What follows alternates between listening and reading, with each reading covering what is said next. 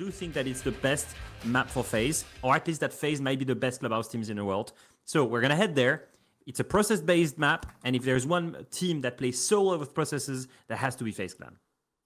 Oh, the good thing is we just saw a really tense match on Clubhouse, and we're diving straight back into it. And Terry and Jesse, it's all yours.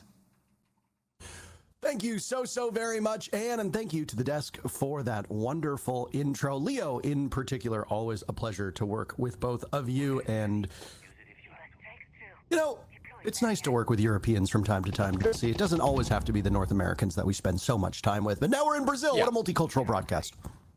We really have it all here, right? So we've got plenty of voices to dilute the presence that you bring to this broadcast, Parker. Okay. Always important. All right. As I say.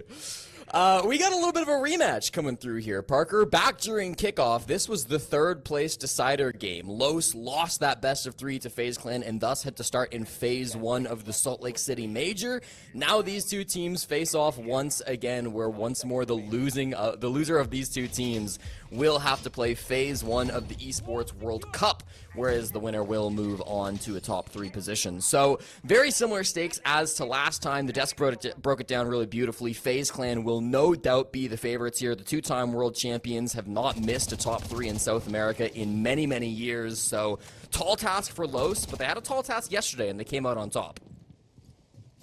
FaZe, the presumptive favorites in just about every single matchup they go into based on that pedigree, back-to-back world champions, 3 consecutive world championship finals berths, as there hasn't been an SI without FaZe in quite some time. Roughly half your age, actually, Jesse, since the last time FaZe wasn't in a grand finals. And you know, I watched a little bit of the matches yesterday, and there's just this reoccurring narrative around FaZe Clan that they're not the most exciting team, that they don't do anything really flashy.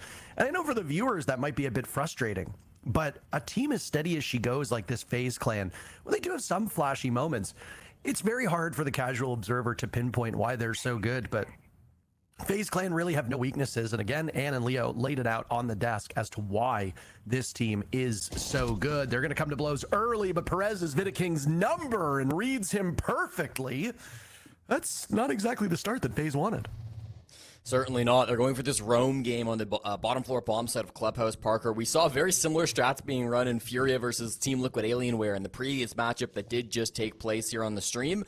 And what you saw was a lot of the time those roam extensions on the bottom floor of Clubhouse were not very successful, especially when you've got these imp-style operators like the Snake being brought by Perez, like the Grim being brought by Dafo. You've got so many tools on the attack to find these players out and to root them out of these tough positions. Vidaking, despite being on those mute jammers, will be the first one to fall, and everybody will follow him down to the basement. He goes a little bit further deeper to the grave, but this is kind of the game plan for FaZe Clan, right? You'll try a little bit of a roam. You didn't want to overcommit. They still have good site utility. Mirror windows from Cyber, Goyo canisters from Souls, Heba barriers from KDS. They will still be able to win this out 4v5, but it's going to be a lot trickier, of course, with that man count disadvantage, and there's still pretty good time for Los to work their own tools, open some of these walls, and make some plays. Well, 2 players from Los immediately handled. It sounds like Handy's the culprit for both of them, as he's credited with the kill onto Dark. Souls will be the one to get credited with the kill onto Dash. Los now outnumbered as they stare down 30 seconds remaining in the round. They were attacking the back of that church wall, and now we'll go for a pretty typical moto drop as the information is there for Perez, yet he still loses the duel. Perez has been the bright spot for Los. If he's not able to shoot and deal with FaZe Clan's aggression, well, the rest of the team is going to have to work very hard to make up for it. Nuxka's understood the assignment. He takes down Handy, but he's caught in a cross as he attempts to get into the bomb site with only a couple seconds to go. Dafo eliminating Souls makes the defuse kit for Nuxka a little bit easier, but he's now without any coverage inside the bomb site, naked and afraid, and it's FaZe Clan to take advantage of it and take the first round. Leave it to FaZe Clan to take a bad situation and turn it into one with a win con. I really like how aggressive they got right before that push came out, Parker. You saw it before that execute happened, before the basement drop. Everybody from FaZe swinging and swinging together. They walk away with 2 big kills after that burst of aggression, and it just gets them that man count back that they were missing in the early game. Despite the fact that they lose that entry duel, they're so efficient at getting it back, and so it's a really nice job to equalize the man count. Plant comes down from Los, but I think after that couple of kills came through, the time was really on FaZe Clan's side. They did a great job holding their angle. Handy picks up another big kill in the midst of that, so really good defense to come through from FaZe Clan. A little bit surprised that they're starting on the defense. Keep in mind, this is FaZe Clan's map pick, as is shown on the top right side of your screen. So Los got to choose what side they wanted to start on, and they choose to give FaZe Clan the defense. FaZe Clan are the #1 defense team here in South America. They have a 61% overall win rate through the stage so far on this second half, on this defending side. So a little bit surprising to me to see Los give themselves maybe a bit of a tougher job starting out on Clubhouse. I'd expect FaZe Clan to kind of rack up the scoreline here in the first 6 rounds. Didn't surprise me either. FaZe Clan has had a pretty easy way to this point through the SAL group stages and onwards. They only dropped 2 matches during the entirety of the groups, and they were the last 2 matches after they'd already secured their spot, and then the last of which after they'd already secured first place overall. Despite giving the rest of these teams an opportunity to catch up, nobody was able to do so, and FaZe stood atop the group stage. It was a bit of an interesting matchup against Team Liquid to start the playoffs, though. They lost, had to go down against Loud, and now here they are. It's been Furia who's looked like the most dominant team through the region. Furia was very good, if you remember, during kickoff, but they had, I think it's fair to say, light opposition to get to their point before getting blown out in Salt Lake City. All of Brazil having some problems in Salt Lake City, except for the team on the left of your screen finishing in the top 4. So maybe there weren't some strategies at play with those last 2 games, especially with the way that Team Liquid bested them in the first round of the playoffs, Jesse. Maybe FaZe Clan just decided to take it a little easy and needed a bit more motivation, but boy, oh boy, did they find it against Loud, and now through 1 round, they might have just found it here against Los, but we'll see what happens here in round 2. It's going to be a Raptors clear coming out from FaZe Clan. They brought this newly buffed Zofia to try to help out with that position. Of course, it'll be KDS playing the Wamai up in that Raptors spot, but Dash has a lot of other things that he's got to worry about. In our previous game, our friends Ollie and Lynx had a little bit of things to say about the misuse of the Wamai, and this time FaZe will not be making the same mistakes. He's got those Kiba barriers set up early from Souls, and will have these magnets to protect him. It's going to be really tough to get him out of the spot. Nitro Cell will connect once again. Perez dying far too early without being able to have much impact on the scoreboard. He did find Vidiking in the previous round to start things off, which is, to his credit, a pretty big get to have. Nuxka will trade back KDS. So both teams with 1 loss, no real advantage gained from that first pick on the side of FaZe. Yeah, you burn about half the round coming through from KDS, and you get the kill into the glass. I think that's super valuable for FaZe Clan. I like the position that they're in. Dash does still have a can opener. He'll be using that on the Rafters wall in just a moment here. Once they get this open, they've got a pretty good angle in towards the site. You won't really be able to enter through there, so it's probably going to be Nuxa coming in for the main breach to try to get a plant down. Dark has some smokes, though. You've got a couple of nitros you have to dodge. This will be a really technical final 45. Sophia's buffs have made her far more viable, and Dash is playing this angle up on Rafters. Handy, the highest rated player on FaZe, second in the league, does some serious damage. He gets taken out by Dafo, who's traded back very swiftly by Cyber. It's tough to gain much of an advantage over Los. Now Souls will need to clutch in a 1v2. Not a ton of time left for Los to be able to pull this off. They don't have the defuse kit either. Souls is in the midst of the bomb site, staring towards that Rafters position where the Zofia of Dash lays in wait. Souls with the isolated engagement. He gets the kill, immediately turns his focus towards Red Stairs. Dark with the F2 in hand, over towards top of Red, but the pre-fires from Souls are better, and Los gives him 2 isolated engagements. Always a mistake when Souls is on the board. FaZe start off 2-0. No doubt one of the most experienced players in all of Brazil, has been repping this FaZe Clan jersey for 5+ years at this point, so he's been in much tougher situations than that. I love the first angle that he had onto Dash Parker, just kind of threw those stacks of cash inside the site all the way over to Rafters. It allowed him to isolate those kills. Certainly the intention from Los was not to give him 2 separate 1v1s, but I don't think they were aware of the angle that Souls was playing, so they kind of fall into that trap. At the same time, I believe Dark walked into a thorn trap, so really just a bit messy in those final 10 seconds. The time being so low, I think forced Los to make some of those mistakes. And in the end, that kind of comes back to the time delay that we saw from KDS playing on that Rafters position. Only went 1 for 1, but he delayed so much time off the clock. He opened the door to allow Souls to make that great clutch. And it's all aspects of FaZe Clan coming together to win that second round. Bomb located by attackers. That's one that Los is going to be looking at the scoreboard wondering for the next little while, how did we not close that one out? I don't know if they had information on Soul's positioning, but either way, you still had 25 seconds when that Dash got killed on rafters. If you have drones, you can use them, or you can just play together. But Dark was maybe a bit too slow, or Dash was a little too fast. One of the other. Either way, not in synchronization to the level that they want. Typically, when we play Clubhouse, you're expecting the tertiary bomb site to be the one that goes to the attackers. But this gym bedroom bomb site has not really been a typical tertiary site. And Clubhouse in general has 3 bomb sites that are quite comfortable for the defenders, depending on the operator bans and the way that they play. Pretty similar, or pretty standard stuff from Los right now, as they're taking Jacuzzi Wall and are posted up outside of the windows looking into the bomb site. But of course, it's not as easy. It's just vaulting in and getting the defuse kit down. There's more work to be done. I will say this is FaZe's least favorite site on this map, of course, other than Bar Stage. They've played it 3 times this stage. They've lost it every single time, so they've got to be a little bit better. They do have the Mira available to them, so Handy will jump on that and will start using it in your standard position of bathroom. Cyber locking this one down with the newly buffed Wamai. Again, it's going to be so difficult to root him out of these positions with these new magnets. It becomes really tough to actually break that Mira window. They will toss the Hibana pellets in. That should do the trick as long as they don't swing out and shoot those pellets. Doesn't seem like they did, so that's going to be successful coming through there from Los to pop the window. I still like the util that they have on this attacking side, too. You've got Dash with 4 Candles to try to come through. You've got plenty of smokes to try to make this execute work as well.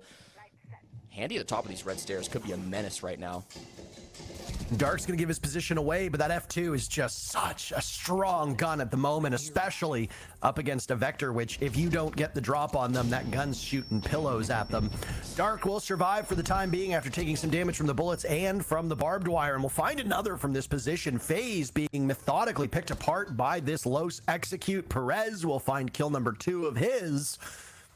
He started the killing off in round number 1, getting the first kill of this series. And again, so goes Perez, so goes the rest of this team. He and Dafo leading the way on the squad in terms of EPS. Cyber, again, Leo spent some time talking about this on the desk with Ann about how Cyber has not been performing up to his usual standards. He's got a litany of targets, only gets Dark and is Perez there for the final kill. Dark and Perez doing all the work, which is good news for Los. Some of their gunners finding their marks, and you said it, least comfortable site for FaZe, they lose it. Los finally on the board.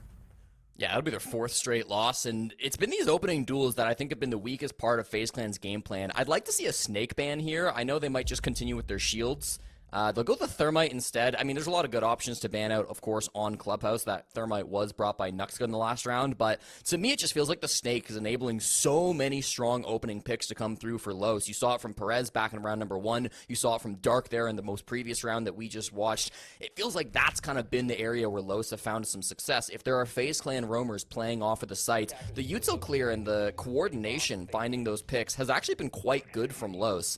Obviously, this is a team who are still a little bit new. They're still a bit younger. They really assembled this stack right at the start of the season a couple months back, so they are still getting all their pieces together. You compare them to a team like FaZe Clan, who have kept this core 5 for like 4 years at this point. There's going to be a bit of an experience gap, but if there's one thing that Los does really, really well, I do think it is clearing out those extended positions.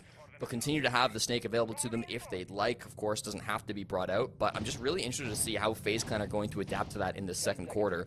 Maybe grouping up a bit more on the site is going to be the key to winning this game.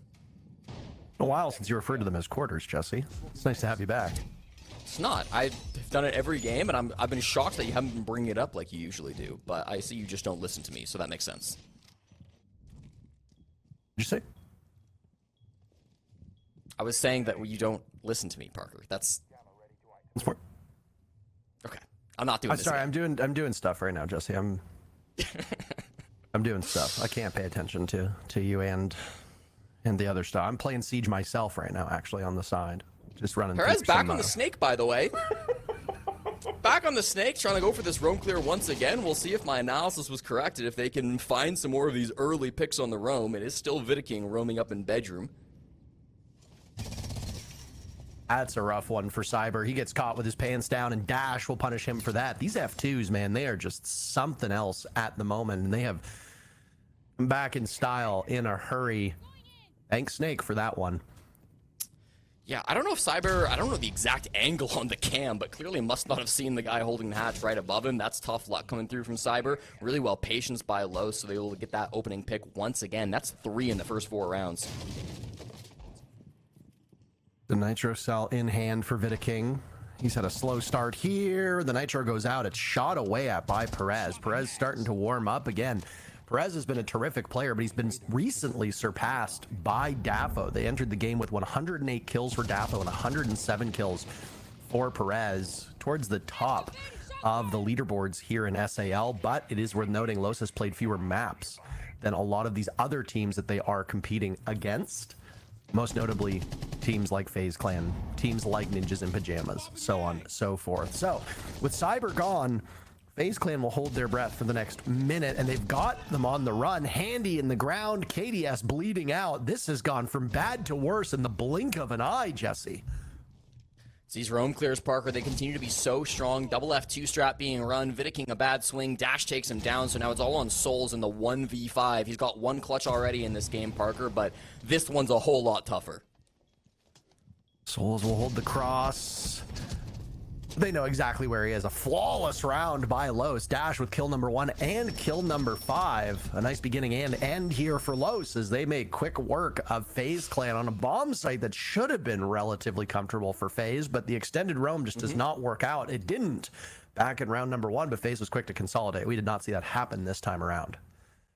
Dash with kills 1, 5, 3, and 4. It was a quad for the captain of Los, and you love to see that passion coming out from him. He had maybe the most spicy tweet of any player in South America after their previous win to qualify to the Esports World Cup. He said, "F the fake fans who always find a way to hate on us even after we get these victories.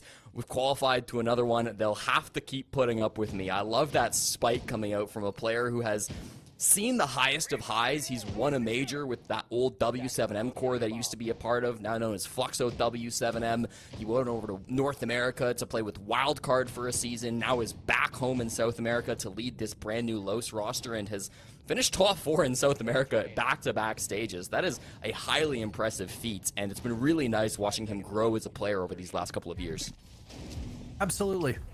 Yeah, and I mean, for Dash, he also gets to look at Wildcard, who have won the North America League. So, you know, sometimes with these players, there are benefits for both squads. Use NA as a great example. Hot and Cold getting dropped from M80.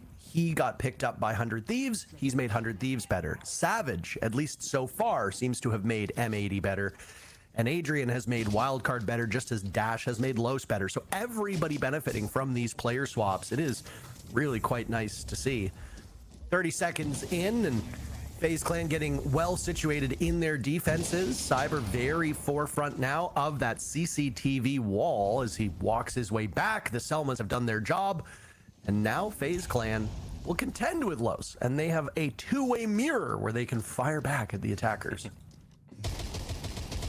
So last time they attacked the site, Parker, they went for the rafters clear. It went fine. They didn't get the pick off it. This time it looks like the focus was more on the master side of things. Vidiking nearly 0-5 to start this game as he takes a ton of damage from that Logi hatch. It's been a devastating position that Los have been playing against FaZe Clan throughout this game so far. Vidiking is not alone on this roam. He's got Souls right behind him, so the support combo of FaZe Clan extending off the site to try to hold this oh so important map control. They're going to have to use some utility, but with both the Blitz and the Ying coming through here, you have to imagine it's only a matter of time before Los take that space. The slower rounds just from action as we hit the halfway point of the round. Vidiking on borrowed time. He has not had a very good start to this game whatsoever. It will not get any better. He's now 0-4, but bleeding out, yet FaZe getting their licks in. Look at that gun. Oh my word. Perez almost gets 2 for his troubles. It's all up to Dark in a 1v3, technically a 1v2, as Vidiking has not yet been retrieved. He's bleeding out within range of Dark, and if Vidiking has ears in his head, which last I checked he does, he knows exactly where Dark is, and the job for Dark is going to get very challenging. 50 seconds to go, spotted on the cam, no drones or intel to go off of because of these mute jammers, and he's on a single point of HP, up against a Nitro Cell and a Vector. He just manages to get out of the radius of the explosive of the Nitro Cell. Cyber is there for backup if required. Cyber heard the desk talking about him because he's sitting at 6 kills at this point in time. Really good and leading the team. 25 seconds, still hunting for these players. I like how slow he's taking it, but again, with such little HP, you have to imagine this one's done for. Good pings, but yeah, one body shot from KDS will do him into the grave. Nicely played by FaZe Clan. It's a bit of a direct hit from Los. They never take Rafters. They don't even really look at it. They're pressuring Master for a large part of the early half of that round, but they don't actually clear it out. Instead, they rush up the red stairs, they rush into con breach, and they try to hit site while a couple of those players are a little bit distracted, a little bit off the site instead. Unfortunately for them, the player that was on site still was Cyber, the man of the hour, and he hits a nice little triple kill in that round to be able to close things out and make it really difficult for Los to take that space. Cyber often known as one of the most aggressive players in the world, but when he's in sight, he is just as deadly as when he's on the roam, and we see that loud and clear there in round 5. Everybody's been doing all right except for Vidaking. And when you look at the overall numbers for FaZe Clan, Vidaking entering with a very healthy plus 22 KD and with 109 kills. He's doing an all right job on his role. We always talk a lot about how these support players and how these leaders play and whether they're more passive or more active. There's no denying that Vidaking tends to be on the more active side of things, and he has been active. I just think he's been a bit unlucky with his engagements. I don't expect those numbers to stay that low for that long. Even if he does end up with very little value in this round from a kill perspective, he's got a Nitro SAL and he's playing Valkyrie, so he'll still be very beneficial for the team. Yeah, it's weird, especially, I think, because we're on the defense. Like, this is where Vidaking usually gets the bulk of his kills. When you look at the stage stats and you isolate just to the defensive half, his KD is 72 and 40. That's a 1.8, a ridiculous stat line, and the best in the league on defense. So, 0-5 here is kind of a crazy start for him, but of course his teammates are carrying the weight. This is not a one-dimensional team. Everybody can find their value. Lots of information now for FaZe Clan. They'll have the Solus still working down below. Los doing what most teams will do, and that's clearing from the top downward, as they're doing it with 3 of their players on drones. Clubhouse takes about a minute and a half, 2 minutes to fully clear for teams, and that's if there's no extended roam, but FaZe Clan has been favoring it, so it's taking Los a little bit longer, and you've seen in those first couple rounds they run against the clock. Cyber dies to dash. He was unsupported inside of Lounge. Vidaking's not that far off, Jesse. If Los are able to pick up 2 kills in relatively quick order, I do worry for FaZe Clan's defenders down below. Yeah, Vidaking has to make a really hard choice. Does he play risky and try to get that pick back to even the man count, or does he just go back to site? I think with 3 Nitro Cells in pocket and that cam that he just chucked into bar, falling back to site and trying to play with these Nitro Cells might be the better play. Of course, you can't, most of bar is hard, so you can't go straight through the floorboards, but there is a hatch if you're willing to get aggressive, and the hallway all soft as well.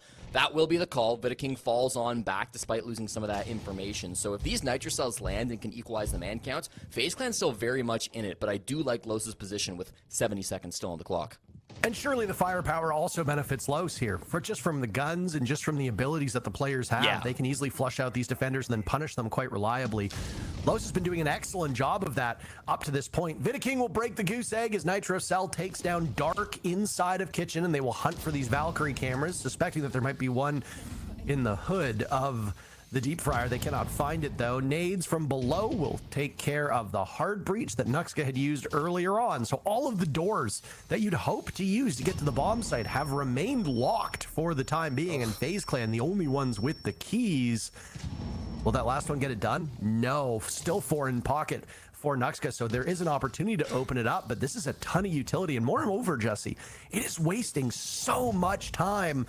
So while the focus is over towards Kitchen, Dafo's hoping for the backstab, and he just might have the read on them, but KDS will be the main player that he has to contend with. Both teams coming to blows. Advantage right now favoring FaZe Clan. There goes Dafo. The Hibana of Nuxka manages to take out Handy, but running out of time. Los will walk into the waiting arms. Souls will watch as it goes down. He's planting right next to you. He's planting right next to you.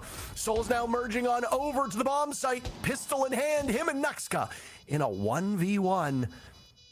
There's no way Los lose this, right? Souls doesn't clutch out again. Surely not another 1v2.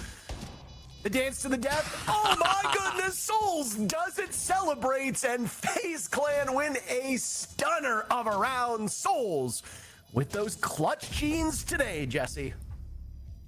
Just inevitable. What a performance. Incredible stuff we're seeing here. Souls has been saving FaZe twice now so far with 2 big clutches for his side. They can thank him for those 2 rounds there. But for Lowe's, getting 2 rounds on the board, Leo, they have been doing really well on the entries, and they get these 2 rounds on the back of individual prowess as well.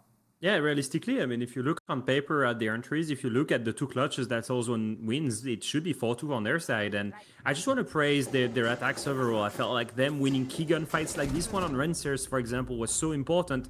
The ability to play well together when it comes to taking down FaZe Clan's defenses step by step, I thought was so well. Like the flashing on the cash player here, the fact that they push together on the back of the flash after getting the initial entry, everyone floats at the same time, reacts off each other. It just felt like a team that plays so well. Here it was a full bait. They knew the Scopos were there. Instead of roam clearing him, what they do is they wait for him to transfer on his Scopos and they get the free pick.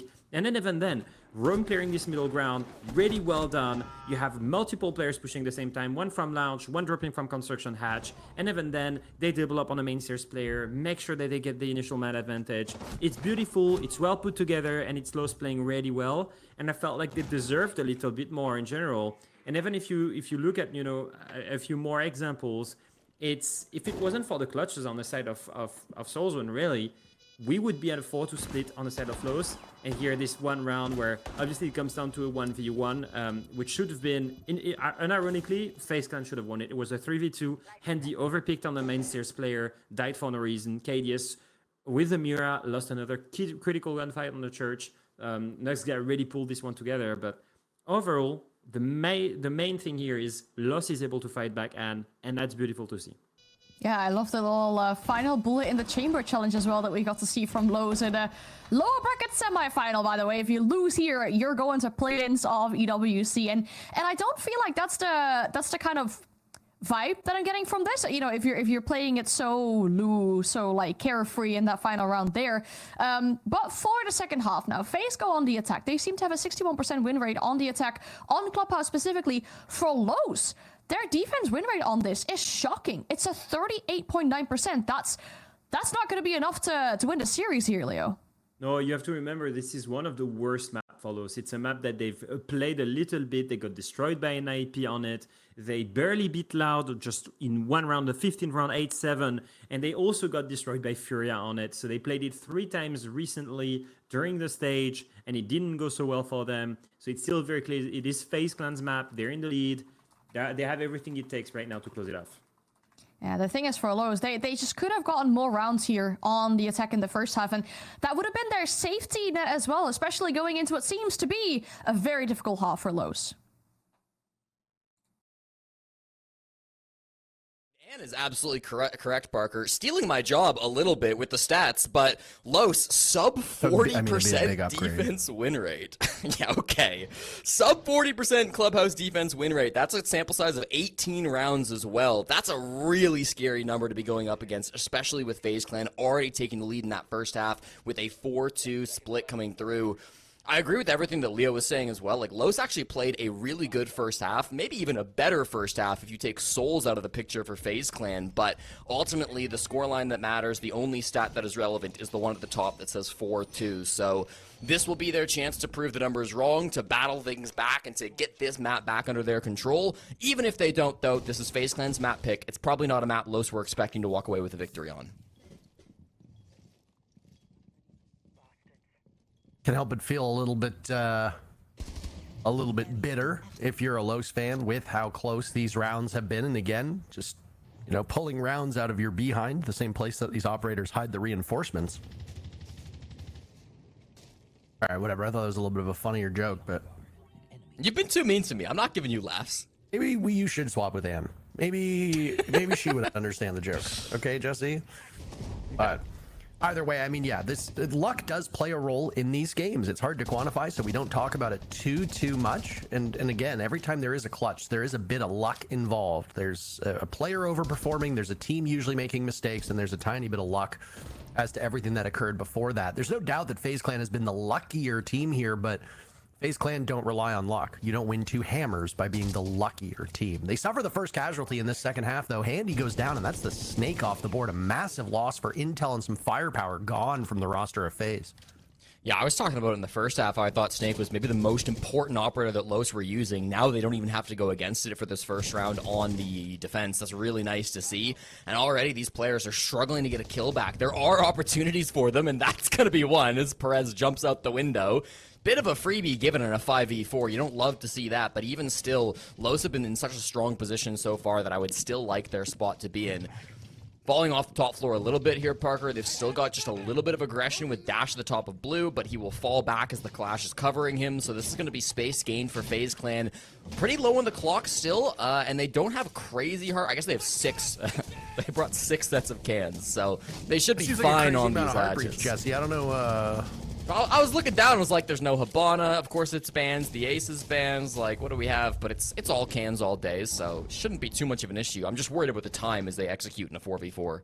I suppose it depends on your definition of the word crazy. Maybe a crazy amount of hard breaches, Thermite, Hibana, Ace, and then all can openers, in which case you'd be absolutely correct, Jesse. It's not a crazy amount, but just vibing right now as we wait for these teams to come to blows. FaZe Clan is ever a sluggish team. They do not ever set a fast pace, or I should say very rarely do they do that, and they are running against the clock this round as well. 20 seconds left. And now the drop. It'll be rebuffed by Los. FaZe Clan just not managing the clock effectively, could not recover from Handy being killed earlier in the round. They managed to take down Perez some time ago, but with only a couple seconds left, that looks like all she wrote. And yes, technically, Vidaking traded Dash at the final moment as he died. So 2 kills from FaZe Clan, but ultimately a really lackluster attack from FaZe. And if they're not able to fix it quickly, Los can easily close this gap. Yeah, it's the first defense round. You maybe expect the defenders to win it, but in the fashion that it went through, FaZe Clan definitely would be liking that one back a little bit. I mean, Handy just going down so early makes the roam clear really difficult. He's got such a critical role on the Snake, finding those top floor roamers. It's a little bit less critical, I suppose, when they're playing with the mute. Of course, Dash on that operator got the opening frag right onto the Snake, so there's definitely value being found there. But even still, I mean, you have to be able to be clearing that roam game a little bit better from FaZe Clan. It was probably the best thing that Los were doing on their own attacks, and FaZe Clan not able to stand up to that same level. So you're always worried about this scoreline. You're always worried with the underdogs coming back. If Los do come through and walk away with this first map pick, you are starting to look at real trouble for the 2-time world champions in terms of losing this series and having to play through the first phase of EWC. 10 seconds remaining. Los was the team that had to play through the play-ins in Salt Lake City, so yeah, not particularly eager to repeat that. Over in the NAL, the team that played through play-ins, Shopify Rebellion, finds themselves in the exact same boat for EWC. Can't say the same for Falcons in EML. They had a pretty good run through the playoffs. Jesse, I think you can say so. If you're Los, you don't want to have to play more games than you need to. There's more opportunities for you to lose and not ultimately make it to those finals, which is the goal for a lot of these teams, though Brazil typically doesn't have a ton of success at EWC, which is a bit of a mystery. So the first one to die, by the way, happened a couple seconds ago. Dark continuing his incredible play today, and once more, FaZe Clan will be down in numbers with most of the round to go. Yeah, it's crazy how good they've been in these entries, Parker. Dark in particular, but the whole team from Los have just been dominating in the early round. It's been really nice to see them find all this success. Dark has really struggled on the entries through the regular season, 8 and 18 on the entries back during, or before this game, I should say, through groups and the first round of playoffs. So he's starting to come alive. These players on FaZe just not being able to catch those defenders off guard as they're hoping to be able to find that information.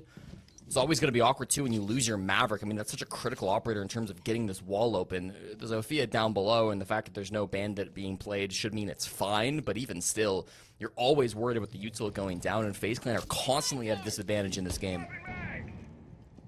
I understand that you are one of the best teams in the world, and there's no reason for us to think otherwise about FaZe Clan.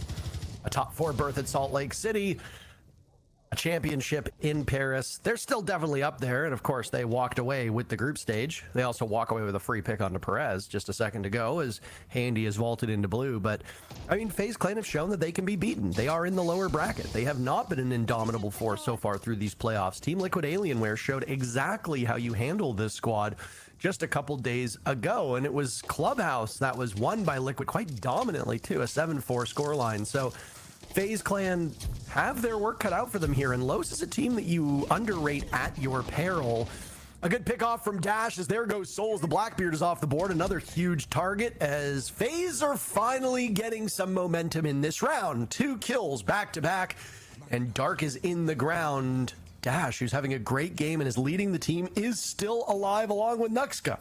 But they're outnumbered as this FaZe assault will begin in just a matter of moments. Final 30 seconds right now. A scramble inside the site to reposition. The Capitao up the stairs, easily dealt with by Nuxka, pulling out the SMG-12, but thinking the shotgun's a better gun for that, and Nuxka will find 2. How about a third, son? Get them all! Los tie the game! Huge round from Nuxka. He stands up inside the site and makes himself known on that Warden shotgun. Plays it so perfectly as he's just watching those players trickle into the site. They're not able to focus in on a plant, which was a little bit sad to see from FaZe Clan because they had a really good clear of the rafters. What we've often talked about, right, in this game and earlier in the previous series with Lynx and Ollie, is that sometimes you want that Wamai playing on rafters. They chose to just have the Azami there instead, so Dash's Yuto wasn't really able to do a whole lot in that round. So the Wamai magnets weren't super impactful, but it just didn't matter when Nuxka was hitting shots like he was. I really wish we'd seen them go for a bit of a plant. I guess there were 2 Nitro cells that were still on the board, so that might have deterred FaZe Clan from not going for that plant, but they had the numbers. They had full rafters control. Walking into the shotgun of Nuxka was just a really bold choice from them that did not end up paying off, and because of it now, this game has gotten oh so scary for the 2-time world champions. If the first half had gone how we might have expected, this could be 6-2 for Los Parker, but Souls has 2 clutches, so it's only a tie game. There are games where we love to reference that, and again, for good reason, because fundamentally speaking, I think Los has been the better team. We had a game like this just the other day where you say, you know, well, they might be losing, but they definitely seem like the better team. Luck does really play a factor in it, and luck sometimes isn't quite so lucky. To be fair, that first Souls clutch was largely because Los misplayed their numbers advantage and weren't able to link up fast enough to punish Souls. So that's not luck. That's just the understanding of the game, but maybe there was some luck getting to that point. I mean, I don't think luck is honestly the word I would use at all. It's like maybe you're better for the first 90% of the round, but then if you're worse in the last 10%, sometimes that's good enough, right? And so it's not that you were lucky to be better in that last 10%. You genuinely were the better team in that moment, but you know, sometimes you've got to be the better team for 60, 65, 70% of the game just to get that W. And sometimes you can get a win on a map just by being the better team for 40% of the match. So it really just does come down to when you're able to find that impact. Not all kills are equal.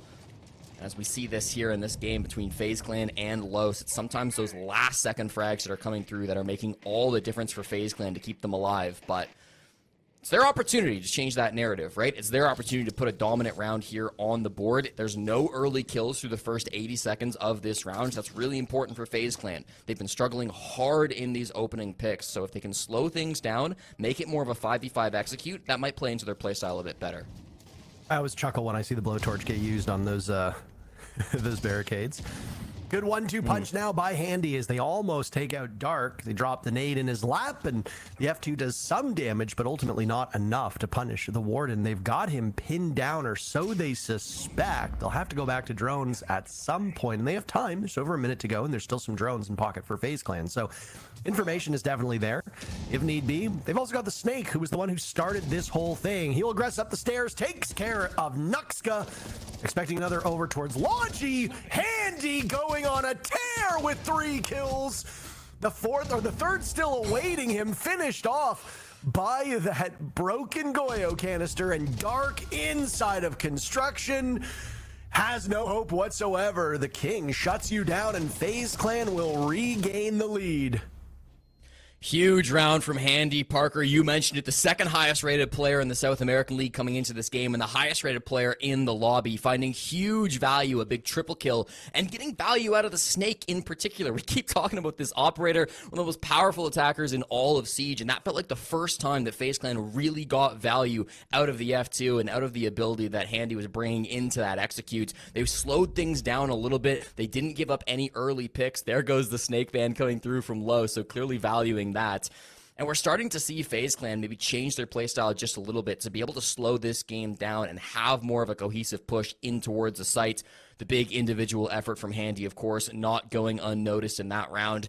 He's fighting for a chance to take on his twin brother in the lower bracket finals. That game will be played this Monday, 2 days from now. So if they can walk away with the victory, that'll be a very storied matchup indeed. And you and I will be bringing everybody the action on Monday as that grand final has been moved. Allows us to watch the World Cup final tomorrow, and I think that's kind of neat. Jesse, who are you cheering for? Are you cheering for Spain or Argentina? Yes, I definitely knew those were the teams in the final. I hope that both teams have a great time. I feel like you didn't really answer the question. But I said, Parker, I'm not a soccer guy. I'm sorry. oh, I did watch Canada's games. All right, they were entertaining. I think that's a very fair way of putting it. Entertainment. Listen, Yes. I've watched at least half a dozen soccer games in my life. Okay, and Canada's one of the best teams I've ever watched play. So, You know, they're definitely top 32. That's for sure. There's no denying that. thank you. Truth be told, and what I'm about to say might get me flayed. I was hoping for an England-France final for the drama and the theatrics, and also for watching half of our talent have a meltdown and the other half of our talent have a meltdown. But Well, Spain, it's Argentina kind of doesn't nice really though. move the needle for me. It's kind of nice that both France and England lost in the semis because now all of our fellow talent broadcasters will be having a meltdown and have, which is nice. It's true. We'd love to know what you, the good people of Twitch chat, also think. If you think Messi is going to win it, is he going to pull it off again, or will Spain win another World Cup title as they did? Was it a couple Wait. World Cups ago? Three ago, I think. Wait, isn't Brazil supposed to be in the grand finals? I thought they were good at football. What happened? Right. Well, when the hordes come for you, I will offer you no protection whatsoever. You have just signed your own death warrant. There's a run out. It does not ultimately pay off, as we talk a little bit about the World Cup, obviously a uniting sporting event for the whole world over.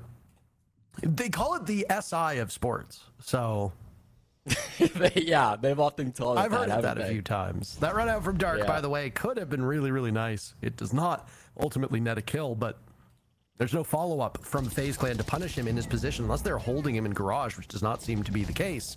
Perez, toiling and turning, takes down Souls, and FaZe Clan are now inching closer to this bomb site, even with players still removed. Perez and Cyber are not that far from each other. Now Handy goes down to Perez as well. The Clash maneuvered into this position. Nuxka's been having a great day from a kills perspective, and now he's got lots of utility to provide and some protection for his team as they hope to tie this up. Oh, good trade coming through. They kill each other. Perez and Vidiking there on the main stairs will each go 1 for 1. That's huge for Perez. Of course, he whittles the numbers down the side of FaZe Clan just to 2, so this is going to be a really awkward final push coming out. There's still roamers up above, too. I mean, Dark here inside a garage. Dash, you see his outline just above the 2 remaining attackers.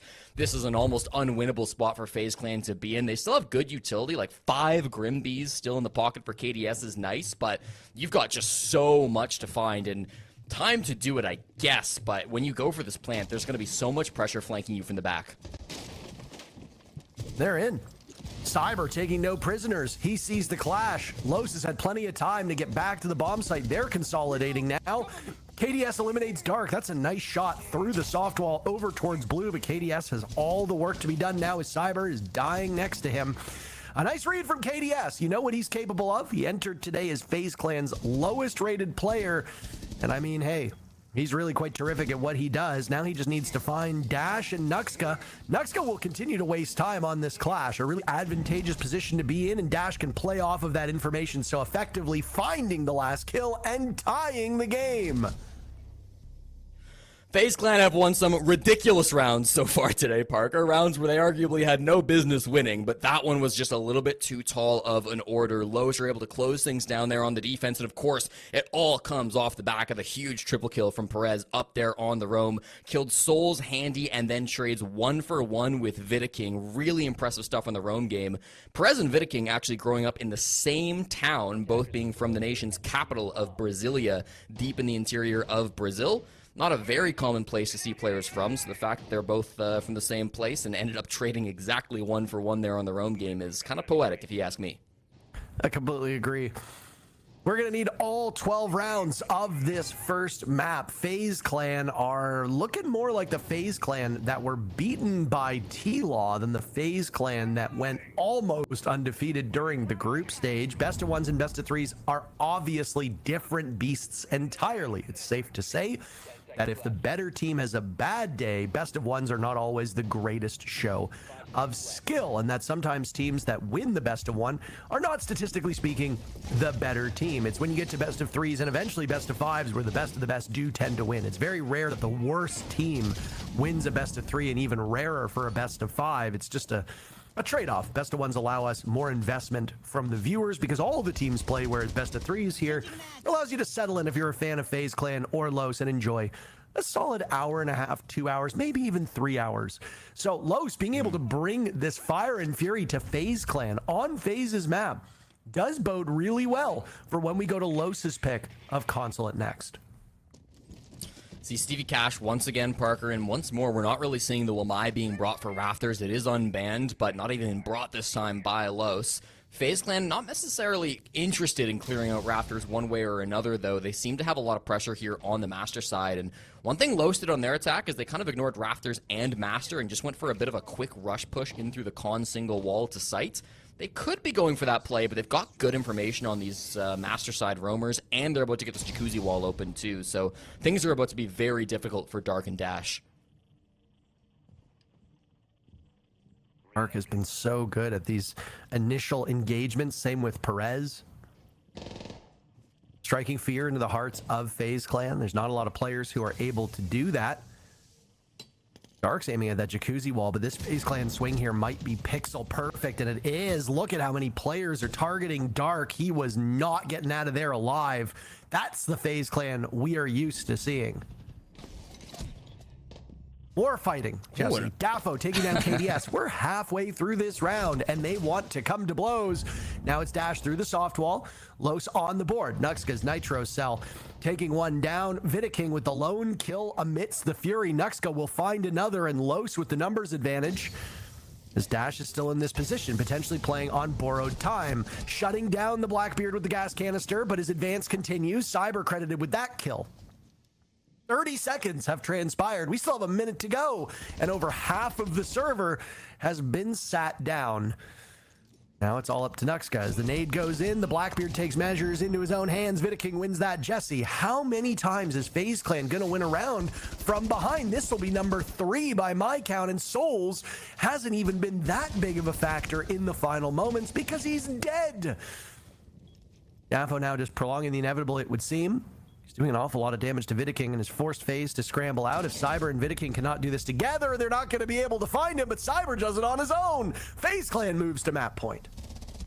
Baffled by some of how these rounds are going, Parker. I mean, it's ridiculous. The advantages Los seems to have and be able to just toss out at a whim's notice. Feels like they have everything they need with the roam game. Not perfect, right? I mean, it's an opening pick coming through from Souls. They find Dark, which is nice to see from them, but the trade backs are really, really clean. I thought Daffo from Garage, often the Garage player has a tough time finding impact in the round when the push is coming in through Master, but he's able to shoot through the soft wall of bottom Garage and get a pick in the midst of that, which was really impressive to see.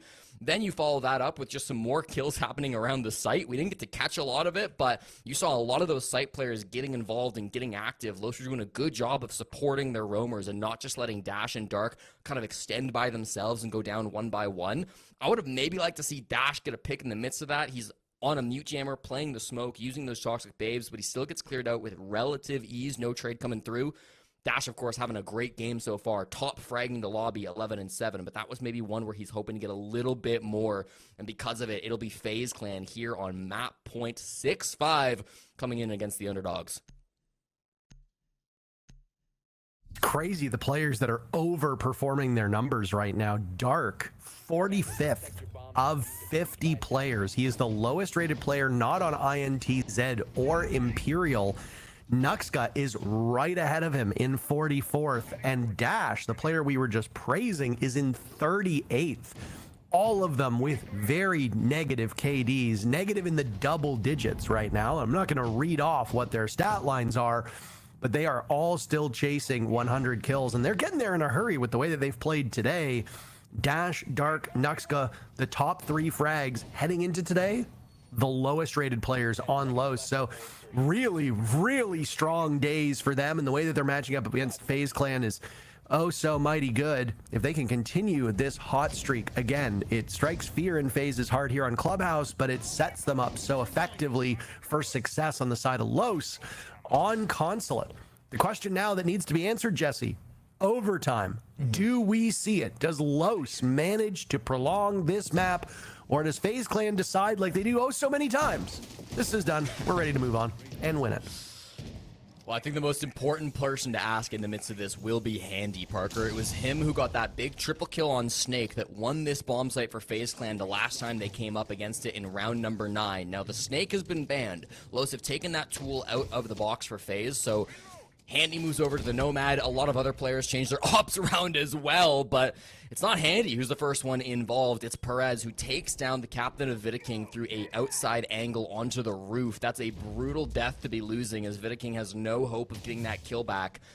So no trades from FaZe Clan as they're now in a man disadvantage. This can still be won by them, but they have to be able to get some picks here on the cash extension. They have to get a clean kill onto Dash, clean kill onto Dafo. Some of these picks have to come in without losing more bodies. Oh, FaZe Clan's won every single round where they got first blood, but that's only been 4 of them so far. The other 2 were clutches that you wouldn't necessarily think would happen more than once. Los has been dominating in the early rounds. 8 of the 12 rounds, Los has had a numbers advantage in the first minute to a minute and a half. FaZe Clan have just been fighting this whole game on their back foot. It's tiring as a player to constantly suffer through those opening losses, especially when it's high-value utility operators that are likely to die. A Snake, a Dokkaebi. Those are ops you need and you rely upon, and yet FaZe are not able to keep them in their roster long enough to have an impact. Overtime looking very likely now solely off of that single kill. You have a lot of map control, though, on FaZe Clan. Like, they've got main stairs, there's nobody below, there's nobody really extending cash side either. So all of these defenders are very close together, and they're really grouped up. If FaZe Clan get a couple of picks, it could be really easy for them to spiral it into a bunch more, but they have to be good to get that first frag in the execute. Nuxka taking down Handy, and there goes KDS as well. This is Los's round to lose at this point. Cyber, the only one able to muster a kill. He'll add a second to the tally. He's taking out Perez and Nuxka. Those are high-value targets. He and Souls now are both terrific players, extremely experienced, and you know how formidable they can be with a gun in hand. Great play by Cyber, but he does not outlast Dash as Dafo gets one as well. Nitro Cell nearly getting him, but the shotgun finishes the job, and we'll go to overtime between these teams. One thing that's abundantly clear in this round, Parker, is just how much confidence Los have. Despite the fact that they're massive underdogs coming in against the 2-time world champions, they are playing like they're the favorites in this game, and that's why they're walking away with so many decisive rounds. You look at that one, it's a really aggressive peek from Perez that gets the opening frag on a Vidaking. Then we didn't catch it on cam, but Dash actually jumps out of construction in the 5v3 to get another pick right onto KDS. It just feels like at every moment, Los are willing to play aggressive, they're willing to take risks. And even when they're the team in the advantageous position, they're still happy to take those opportunities and to steal kills back from FaZe Clan. I don't know if FaZe are necessarily ready for it a lot of the time. Maybe they're expecting this Los team to be a bit more timid, but it's clear they're playing with fire. They're playing with a bit of spite here on the side of Los, and they do not want a repeat of the kickoff lower bracket finals where FaZe Clan took them out 2-0 and forced Los to play through Phase 1 of Salt Lake City Major.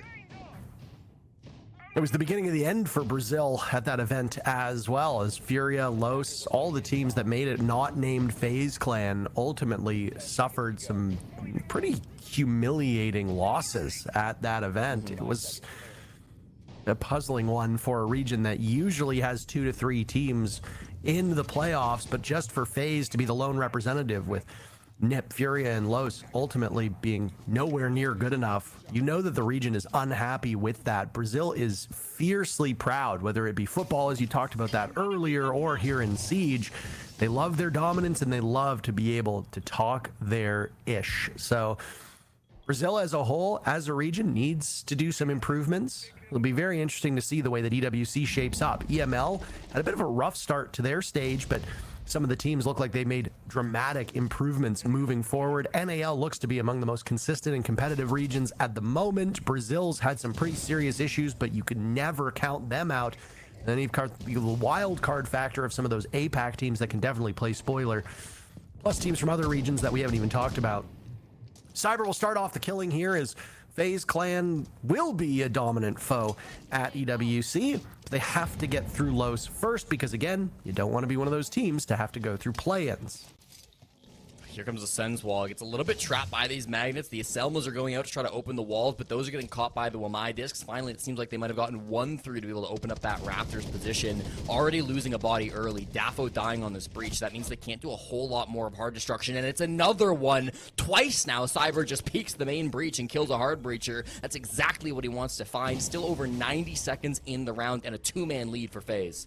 KDS bleeding out on Raptors. The magnets around him will do him no well at all, as there go the track stingers. Words are a little bit hard. He's finished off by the deployment of those track stingers. If he moves, he takes a little bit of damage. Los fighting from behind, quite eager over the next minute to close this gap. Los has had the lead once, twice in this entire contest. It's mostly been FaZe in the driver's seat, which again, it's FaZe's map. We come to expect that. Final minute now, Nitro Cell tossed out. Los largely outside the building. Yeah, you're fishing for a win con. They do have some garage control, right? Dark is inside of Raptor, so that's probably going to be their best bet. They've got lots of smokes to cover this as well. They've got to be careful of Viking C4, but otherwise, focusing the objective could be a good win con for them. Cyber far enough back as Nuxka's got the opportunity for the defuse kit down. He's found some footing here, but he's taken care of by a Nitro Cell. He bailed off the plan to repel up from Perez. Does not go. Cyber will shut him down. FaZe Clan have lost nothing. Los about to lose everything as Dark aims a bit high and Cyber swings on him oh so well. Bit of a cash curse from me, maybe, Parker. I say going for the objective could be a good win con if they can avoid that one Nitro Cell, but that one Nitro Cell was so devastating. Vidaking's able to stop the plant with it despite the pressure being applied by Los in that push. Really good to deny that swing. And then, of course, Cyber. I mean, you can't talk about him enough. No doubt, one of the most important players for FaZe Clan. A huge 4K, getting every other kill in that round. That wasn't Vidaking stopping the plant with the C4. Cyber is a player who, I mean, we've talked about him to death for years, no doubt one of the most talented players that has ever touched this game. Actually enters this game at a negative KD, -7 on the frags. Very weird to see Cyber go negative in a domestic stage from South America. It hasn't happened in a number of years. -7 plus the, what is that? +6 he's currently sitting at, so he's only at a -1 through the first 13 rounds of this map. So definitely looking like he'll be able to reverse that trend, get back up into the positives overall, but it's not what he's focused on. It's those round-winning kills that are important to him, and he's getting those just as well. Oh.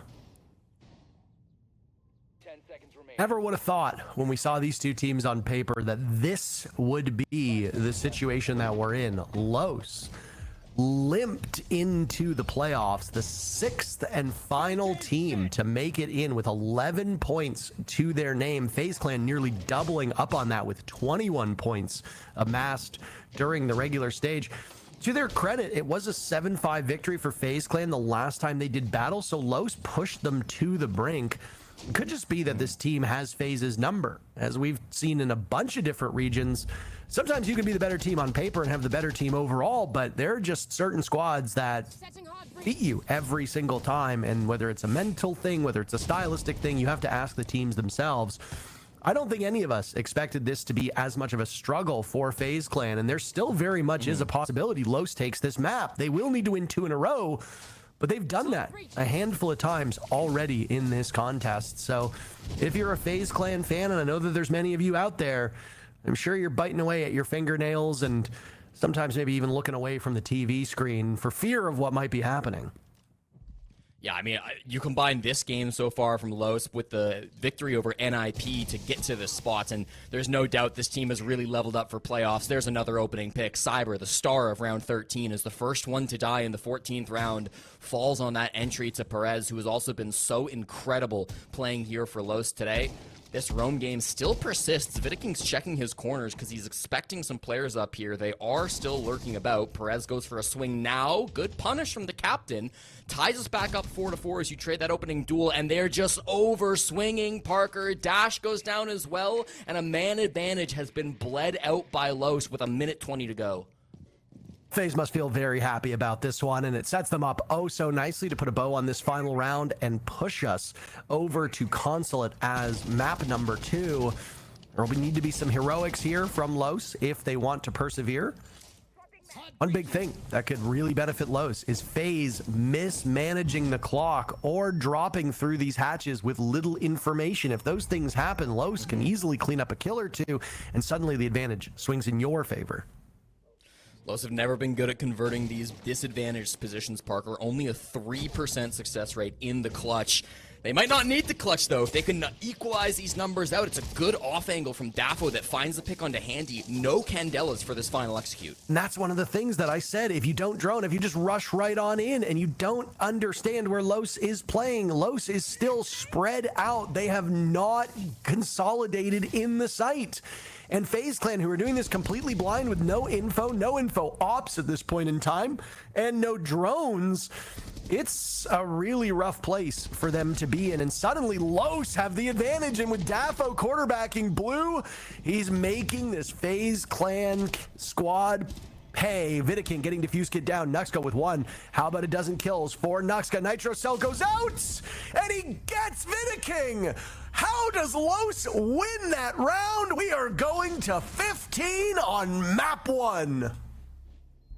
What a performance to clutch it up. That'll be Nuxka's first clutch of the stage. Again, this Los team, they do not win 1DXs, but that time they come through. They play it so perfectly, and I just think it's a series of missteps for FaZe Clan in the end. They get a bit of a lucky break, finding those last couple of players who are over-swinging on the defense to steal the man count back, but as you said, not aware of how aggressive Los were going to play that. I think you got to give huge credit to the positioning of Los in the final 60 seconds. It did not seem like they were going to be able to pull that one back, but it's an aggressive move to come through from Dafo. He's able to find that pick early onto the Ying before the execute comes out, and from that point, it just feels like FaZe Clan are a little bit lost. Their blue player gets isolated. They're going for the execute, but they just have to focus the plant because there's no time to do anything else. Really well played coming out there from Los. They managed to clutch things up, and they will force us deep into 15. We made the champions of the 6 Invitational bleed. Los putting in an incredible effort here, and again, this is not their map, so things should only be going onwards and upwards from this point on. Chalet is the tiebreaker if required, but with the way Los are playing, if they manage to best FaZe Clan here on Clubhouse, we could be staring down a 2-0 in which FaZe Clan ends up in the play-ins. These teams have qualified already for EWC, so that's not a concern at this current point in time. It's not like you're worried about qualification. Los demolished the Ninjas just a couple days ago, which is why they are here playing up against FaZe Clan. Lots of good teams thought that they could make it to EWC from a whole variety of regions, and unfortunately there's only 4 spots, so there will be some good squads sitting at home. Earlier today, Furia and Team Liquid Alienware started our show with Furia beating the Horsemen 2-0, an incredible second map if you didn't tune into it. Gives Furia a berth in the grand finals, leaving FaZe Clan, Los, and Team Liquid Alienware fighting to be the other team to make it to that point. Right now, it's anybody's game. A single round will decide FaZe's map. And this is such a good cross being held by Dash, the player on the main stairs trying to make their way down. That's Vidiking, the captain of FaZe, trying to get back towards the site. All of his teammates have left him. Does he challenge the angle? He does, but he does it as safe as possible, so no opening deaths from FaZe. They will give up this roam game, and that should be read by Los. So despite every single one of these basement rounds, Parker, playing out pretty aggressively, playing out with some duels on the roam game. This time, FaZe say, we're going to force you to do something difficult. We're going to force you to go for this 5v5 execute. And when the pressure is this high, when we're in round 15, that might be the best thing that you can do on the defensive side. Because this is FaZe Clan's map pick, they got to choose their starting side. So far, the defense has been much more powerful here on Clubhouse. So this is the advantage they get by it being their map pick. How does it play out, though, in the final 75 seconds? That's going to be the question. Who can be the hero on the side of Los? They don't have any great execute utility.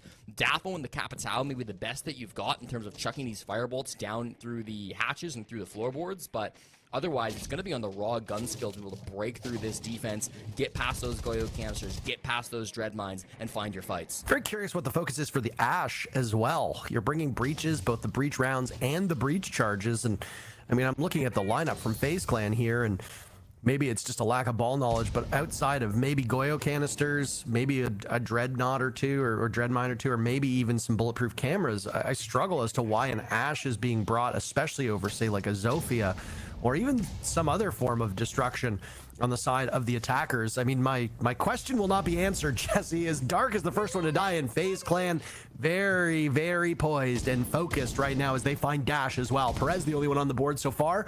They've got him on watch in blue. That leaves Daffo as the only question mark for Los. FaZe Clan have given up KDS and now just need to find Daffo to take their own map, who's right now breathing in some smoke, breathing in the fire inside of blue, takes down Handy, but an immense amount of damage is done before Cyber sends him away. It took all 15 rounds, but FaZe Clan take their map. Particularly is that Los really capitalized off the mistakes that NIP were making, right? We saw C4, team kills, people dropping down hatches on the side of NIP, and Los were able to capitalize off of that. My main worry is that FaZe, the FaZe we know, should and probably will not be making as many mistakes on this map, especially if they get to start out on defense. So, from what it seems like, FaZe are in the prime position to secure their ticket and immediately advance into the group stage of EWC. It is now up to Los to show what they can do about that. Well, thank you so very much. Is this the end of the road for Los here in the playoffs, Jesse? Do FaZe Clan take it 2-0 after struggling to get through their own map pick? I don't know if I like FaZe's odds here. I do think Chalet is more likely, but you know what? As much as it pains me to say these words, you are the expert. So you should be able to give the people more accurate info than me.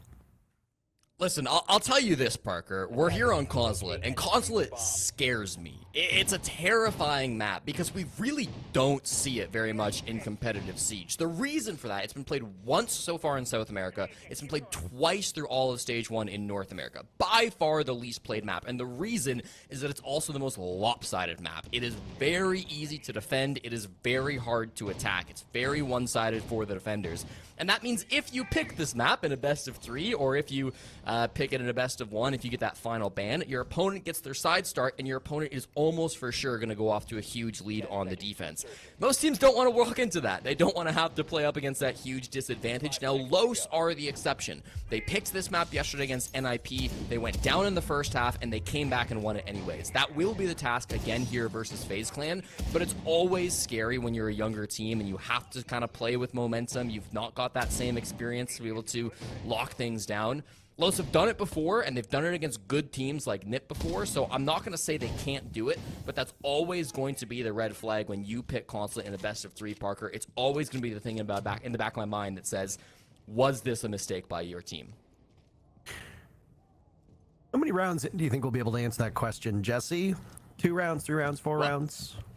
7 or 8 or 9. I mean, yeah, I think we'll find an answer within the next 15 rounds. The first half is like, it's a bar-setting moment for Los. Obviously, they want as many rounds as they can get, but like, we really don't expect Los to walk away with a half win here. We don't expect them to walk away with 3. If they get 2 or 1, like, this is the only map where even if you get 6-0'd, like, it's not over. We really just have to wait and see what those defenses look like from Los. So the first half, obviously important to set the tone, to figure out what the high bar is going to be for Los that they'll have to clear on their own defense, but it'll be a slow burn of a game. I don't think you'll be able to say that one team is running away with it for quite some time.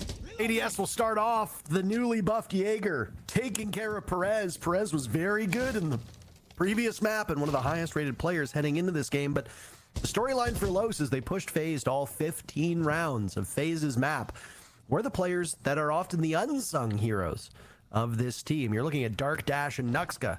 We said it in map number 1. It bears repeating. The 3 lowest rated players throughout this entire stage were the highest performing players for Los back in map number 1. Is that sustainable? That's another question that will have to be answered. Losing one of the traditional fraggers of Perez is unideal for Los.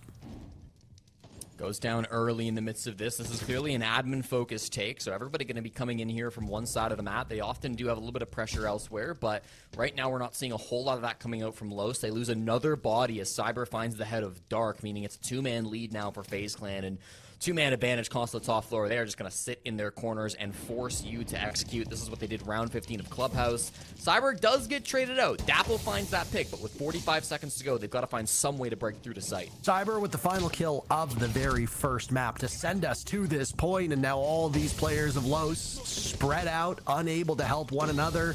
They'll get picked apart. Dash and Nuxka, to their credit, are now side by side.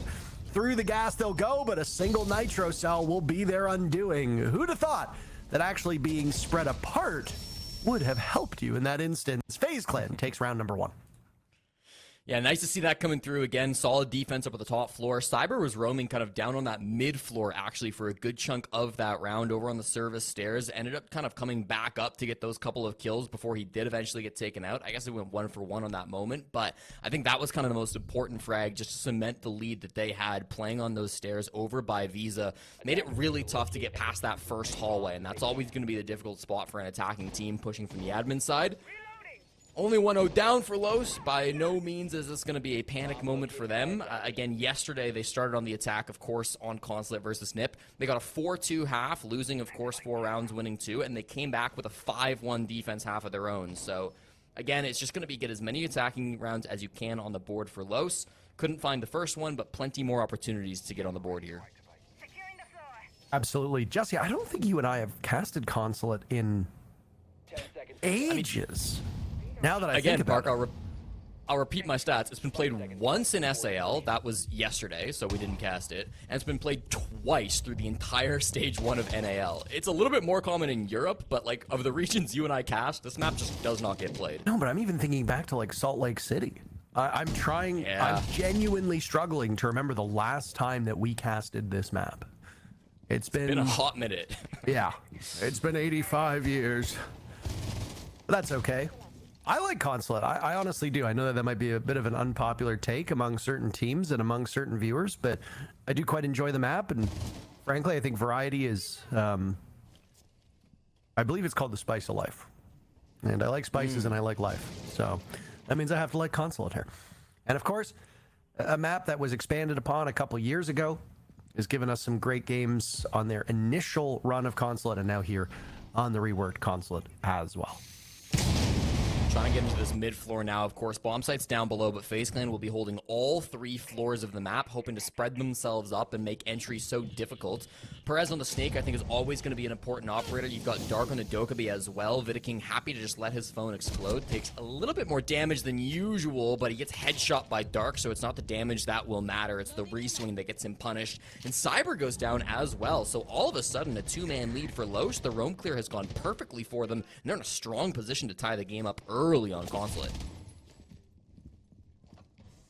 It's a bit of a hard fight for a Scorpion of that range, but Andy's hoping he can control it. Not well enough. The DMR in the hands of the Hibana. Dafo is the better gun here in FaZe Clan with half of the round to go.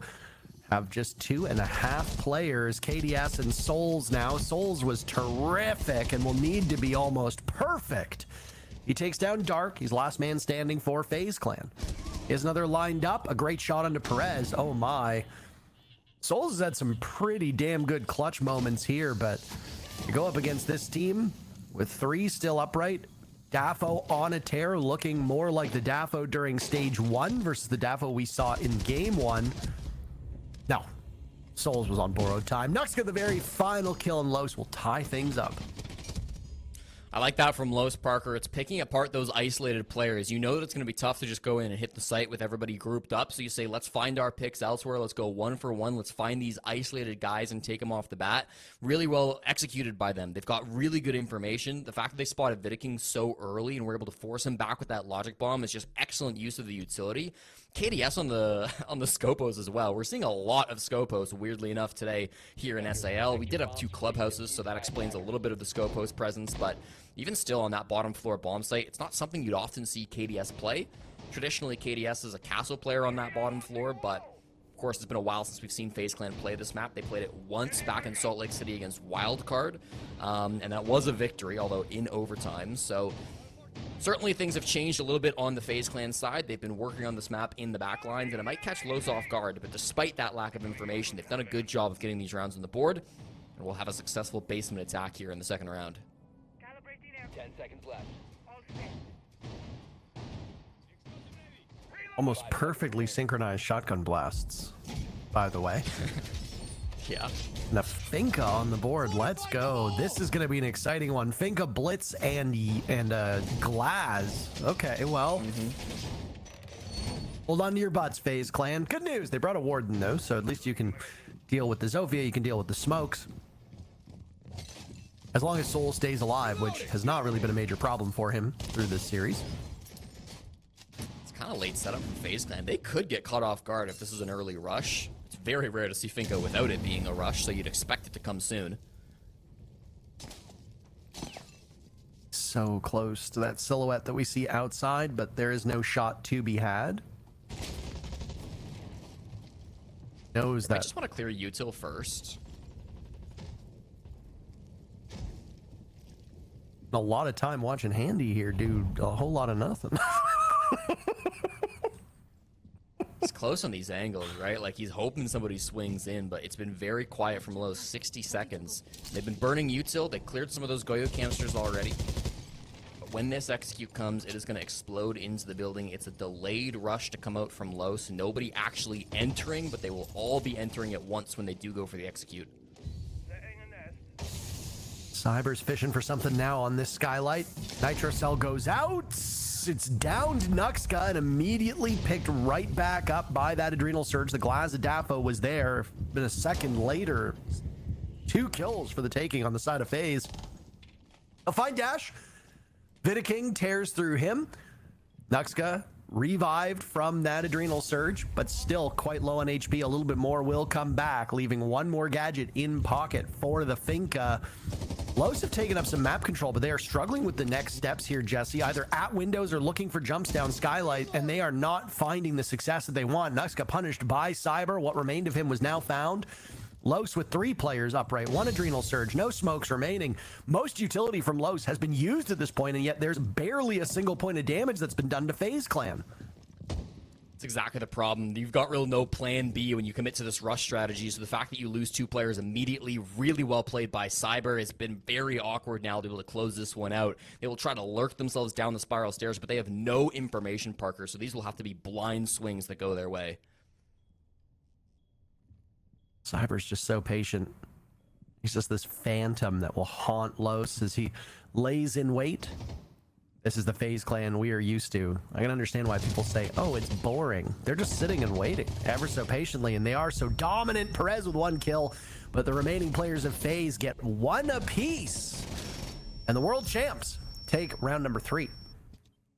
Perfectly stalled out there. I think after that early aggression that comes through from Cyber in particular, harassing the Blitz, it was really well played. He gets that Nitro Cell to initially down Nuxka on the Blitz, and then of course he stands back up with the Finka charge, but just goes from Spiral Stairs over to the Visa Stairs. It gets the kill on the Blitz regardless. At the same time, you lose Dash early in the midst of that, so it just felt like they just didn't have the oomph that they needed with that rush, Parker. They didn't really commit to it as hard as they needed to. They clearly wanted to get into the top floor and maybe clear some of those top floor roamers, but like the Mira windows were still up. They had no counters to those Miras. There were still some Goyo canisters lurking around the map as well. Like, it just didn't really feel like they had what they needed to get past that strong defense being held by FaZe Clan. Clearly an idea was brewing with the Glaz and the Finka and the Blitz. They tried to catch them off guard. Not quite going to be good enough, though, in the moment. And you kind of have to do this, right? When you just played this map yesterday, you have to go on to some of your plan B strategies. You can't just rely on the same stuff that you used against NIP. So you see the creativity coming out from Los, but it's not good enough in round number 3.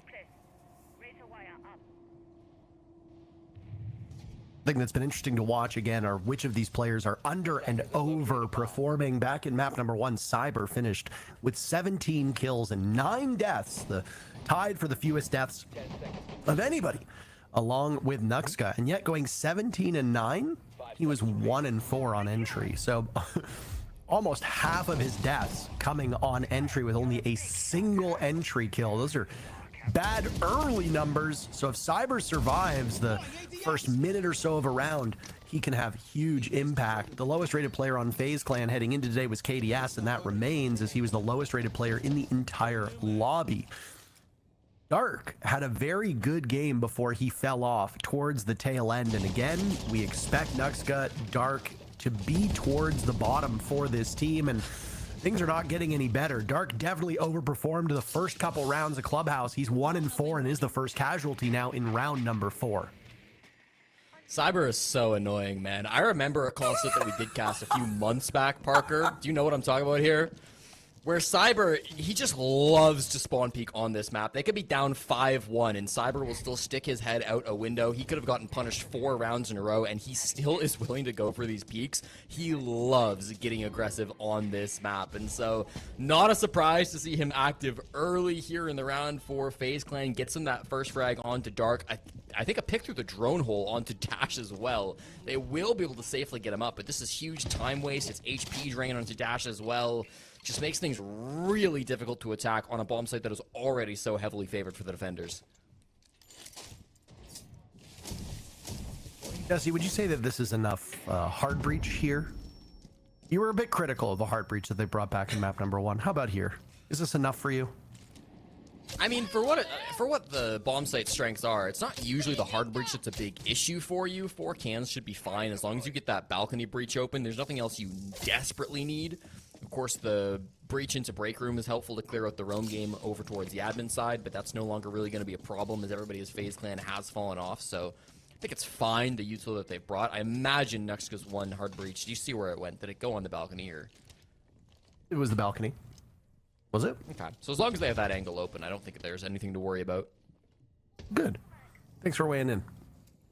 I was trying to tease you, but you took the question at face value, so that's fine.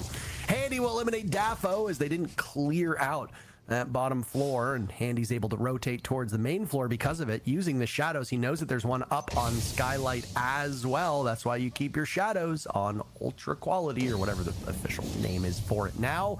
Nuxka taking some serious damage, as is Dash, and FaZe Clan have looked mighty good through the last 2 rounds.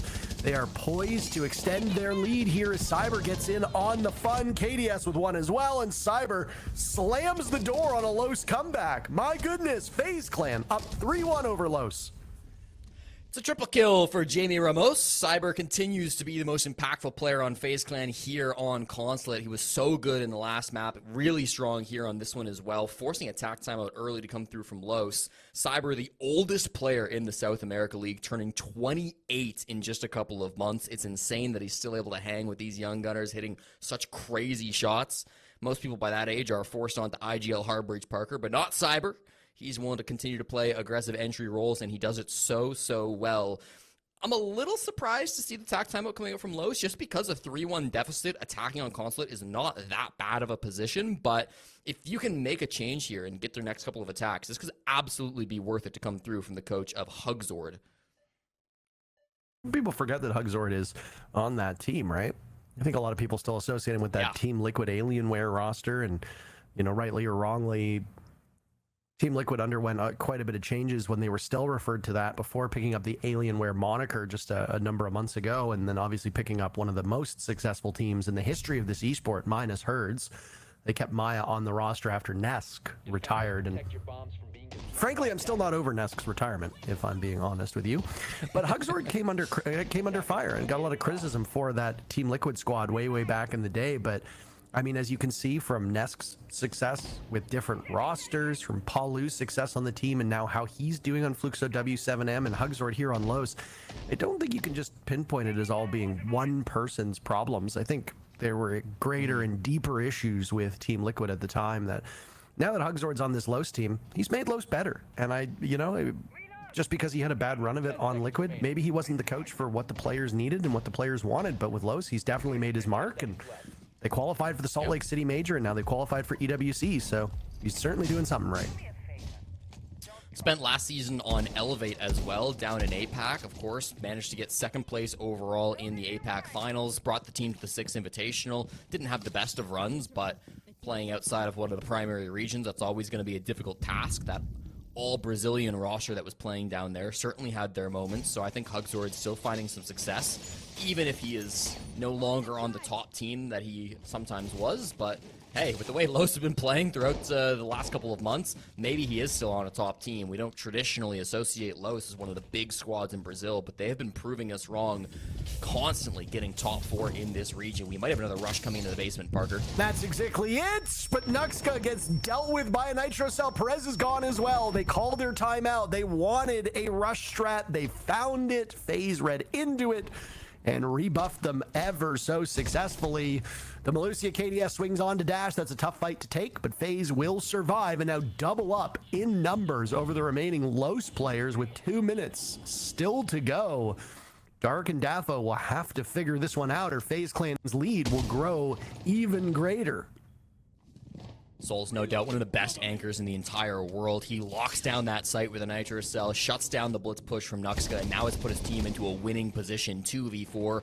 Over half the round still to go for Dark and Dapple to hunt down these picks, but most players on FaZe have now fallen back towards the site. All 4 remaining defenders will be in the basement for these final 90 seconds, so expect things to slow down for a minute. Dark has to clear these sites out. He doesn't have any more drones to play with, so he's kind of just face checking, going for a phone call. That will give him a little bit of intel, but doesn't know exactly where Cyber's positioned. Dafo doesn't hear anything. Of course, Dark won't either, so they can start to assume this is clear. But Parker, I'm worried about the clock. I'm worried about the mount count disadvantage. They really have to catch FaZe Clan being sloppy in order to win this round. And if there's one thing FaZe Clan usually aren't, it's sloppy. Oh, not one bit. Slow, maybe. Pedestrian, vanilla, sure, all of those things. Formidable, definitely on there. FaZe Clan don't really commit a lot of mistakes, and again, when you are in this position that Los finds themselves in, luck plays a big factor, but honestly, it is about making mistakes. Los committed a couple mistakes when they had numbers advantages back on Clubhouse. FaZe Clan not really strike me as the team to do just that. So final 30 seconds now. Jegio payload used, and that call will go out to Cyber, who sustains a bit of damage. Razor blooms as Dark runs in to his demise. Dafo, last one standing. He's been in this spot looking over the hatch for about the last 30 to 40 seconds or so, not moving a muscle, which for a defender would be great. Unfortunately for him, he's attacking, and he's not even going to bother to take the engagement. The round will go by way of FaZe Clan. They survive, only losing Handy. And half the server will see the conclusion as FaZe continues to dominate this first half of Consulate. Tough round, I think, after Souls gets those initial couple of picks. A really big round to come through from the anchor on FaZe Clan. Souls will elevate himself up to top frag in the lobby. Tied with Cyber now, 6 kills apiece. Souls and Cyber signed with FaZe Clan on the same day. That was March 4th, 2021. 2 of the longest standing players on any given org that we have in Rainbow Six Siege, and in that time have won 2 hammers and a major, and so much more, it feels like, even domestically. So plenty of experience between those 2 players, able to lock things down really nicely here on Consulates. Again, it was a 4-2 half that Los lost against NIP starting on the attack just yesterday to qualify to the Esports World Cup. They can still tie that result. So they won the map last time with just 2 attacking round wins, but doing so with only 1 is going to be a tough task against a team like FaZe Clan. It's also about that mental fortitude, the 2 words that we love to link together. It's because this Los team is... they're experienced, sure, and they've had to battle against really tough teams. Every single team in Brazil is battle tested because you are playing up against former world champions. You are playing up against some of the best players who have ever touched this game. Right now, Los is battling the best team in Brazil, bar none, and have had a rough go of it through the group stages, so they've been tested mentally quite a bit. A reminder that Los limped into the playoffs with only 11 points. They almost forfeited that final spot to Fluxo W7M. They clinched it on the very final day of the group stages. So Los's position here was anything far from certain, and yet when you look at their contemporaries, when you look at the other teams that failed to make it to EWC, Ninjas in Pajamas, Loud, so on and so forth, Los qualified. So when their backs are against the wall, they tend to do well. Their backs are certainly against the wall here, Jesse. Piano Exposition, our final bomb site of the half, including round number 3. Los have played this bomb site on attack 8 times this season, and they've lost it 7 times. This is obviously a site where they have found some struggles. But inside the building early is Dark creeping up the yellow stairs. I'm not sure they're going to be aware of this on the side of FaZe Clan. Perez and, of course, the Twitch player here also having a good ability to get inside the site. That's Dash lurking in around the top floor. So watch out for these players. They have more map control than I think FaZe Clan realized. Still roaming. A shotgun blast from Dark as he gets one, immediately resets. Pushing himself now over as he attempts handies. Does he get the Goyo as well? He does. Wow. How is Dark able to stay in this position for so long? But the shotguns on the side of FaZe finding their marks as well. Dark still in that spot as Perez and Nuxka with rifles in hand will hope to find Cyber and KDS. The same tally of players who survived the previous round are what's left with 1 minute and 10 seconds to go in the last round of this first half. It's a great roam clear. Dark completely catches them by surprise, sneaking up yellow stairs. Good trades coming through on a handy as well. KDS desperate for this Nitro Cell to land. He's just got it in his pocket. He's been playing around with it. He needs to equalize this man count before they get into a fair fight. 3v2, even on the site, with full top floor control from a sledge is a devastating position to be in, especially with Perez on the snake. Dark's been having a great round. We did wag our finger at him a little bit. I think it was a round ago, or maybe 2 rounds before that, where we talked about how he started off so strong on Clubhouse and has fallen back to earth. And with it, Los's chances have been quite tough. Cyber and KDS now tucked into corners, awaiting the storm that will come from Los. They need to tie this one, or they need to get this round to get it to the point of no return for FaZe Clan. If FaZe Clan can take this 5th round, it will likely be out of reach for Los. Nuxka's found an opening now, defuse kit in hand. Dark and Perez will watch up above while FaZe has split their forces. There goes KDS. Cyber will have no impact on this plan as it goes down oh so successfully. He takes care of Dark and now has to take care of Perez and Nuxka, both of whom have abandoned that defuse kit. Cyber will buy himself some time with the Goyo canister, but he has no information as to where these remaining players are. A tight angle over on yellow stairs as he will go for the drop and hope that they pick the wrong way to get to him. All the while, the timer continues to run against him. Cyber has no information, and the flames that he created moments before are now slowing him down. Only a couple seconds left to hop on the defuse kits. He will watch as it goes. So Cyber might survive. It really depends on what Los does, but the round, oh my goodness, does not go in his favor. We call those a Pyrrhic victory. Cyber kills everybody, but the timer gives it to Los. Nice flashy frags, but ultimately not going to be good enough to win it out. 4-2 is the half. That's not too bad for Los. No, certainly. I think there's definitely some salvaging that they're doing in that final round here to at least get 2 rounds on the board on the attacking half. I think besides that, it's just a case of continued momentum. Low seem to be playing quite isolated in some of these attacking rounds. FaZe is carrying on where they left, and Cyber and Souls are really big actors in that first half. FaZe, for the early round as well for them, is really where they set themselves up for success. Yeah, I think this is a great follow-up of the last map. Pretty much the same scenario. Cyber still carrying. And look at these opening kills. I mean, look at this one. What a wallbang from KDS. It starts with the very first round. And every time they get the opening kill, they're so good at retaining that man advantage. Look at this. Playing a 5-man crossfire. 1 player's downstairs, and that's handy. Swinging that guy on Spiral. Keep that in mind, by the way, because he will do that once again later in the map. But really well played. Overall, that's a setup that we see usually, right? 3 to 4 players upstairs, 1 player lurking. We look at round 3, a bit of a similar setup here. You can see FaZe Clan playing very passive. As you can see, Dash pushed alone in meeting when the rest of the team was not ready to push at the same time. That's the disjointed things that you spoke about, Anne. And then later down the road, as soon as FaZe has some control, they just play close to each other and play the time. They even have the confidence to go for a couple of spawn kit picks, as we can see here in round 4. It's all of the right things played at the right time. And down the road, a little bit later, what are you going to notice? A player is going to walk up Spiral once again, and where is Handy? Once again, coming up Spiral and getting another kill, exactly like in round 1.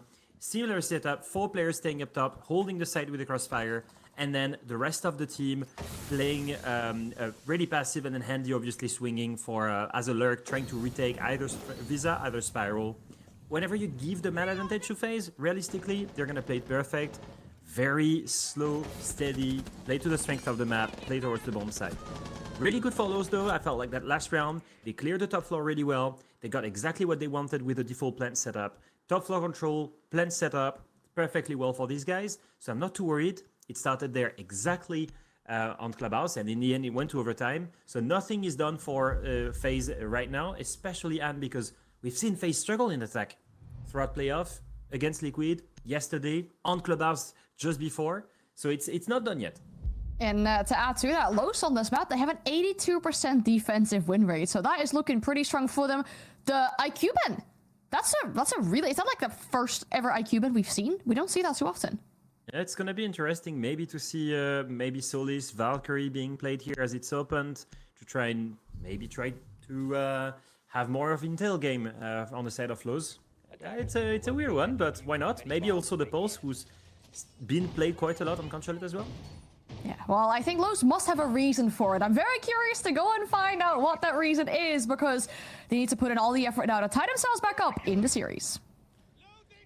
Fun set of operator bans coming through to start this second half, and that's what Los are going to have to rely on, catching their opponents off guard. IQ, one of Handy's favorite operators here on Consulate. When you look just to these top floor attacks, Parker, he's played it in 60% of all top floor attacks this season, so it's definitely a bit targeted. It's definitely an operator that FaZe Clan like to rely on, but taking it away, how is that going to change the game? Are they going to be able to rely on Valkyrie and Solus and Pulse a little bit more like Leo suggested? I feel like that's got to be the game plan. Attackers must locate and Absolutely, and really well done by both of them. An IQ ban is definitely an eye raiser too, so for those of you watching at home, you might be a little bit perplexed at that one. So lots of information ops can now be used by Los quite safely.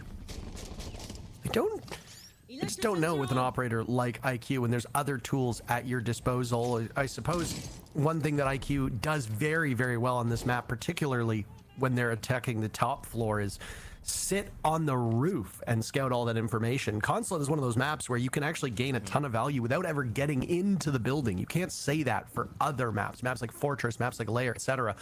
But Consulate, it's quite compact, and again, it's a very straightforward and very narrow map. So IQ does have a disproportionate amount of impact here, and of course, she's got a great loadout as well. That Commando's a terrific gun, and all the secondary gadgets that she brings find application as well. Nuxka, the very first target, as FaZe have swung into the building less than a minute off of the clock, and FaZe's confidence is really a sight to behold at the moment. Yeah, I talk about how Handy's usually the IQ player for FaZe Clan, but the fact that he's on the Rara makes me think that this is a bit of a new strat being brought out by FaZe, something to catch Los off guard as well. Again, it's just been so long since we've seen FaZe play this map that all of their strats have been relatively new. They've clearly reworked this map.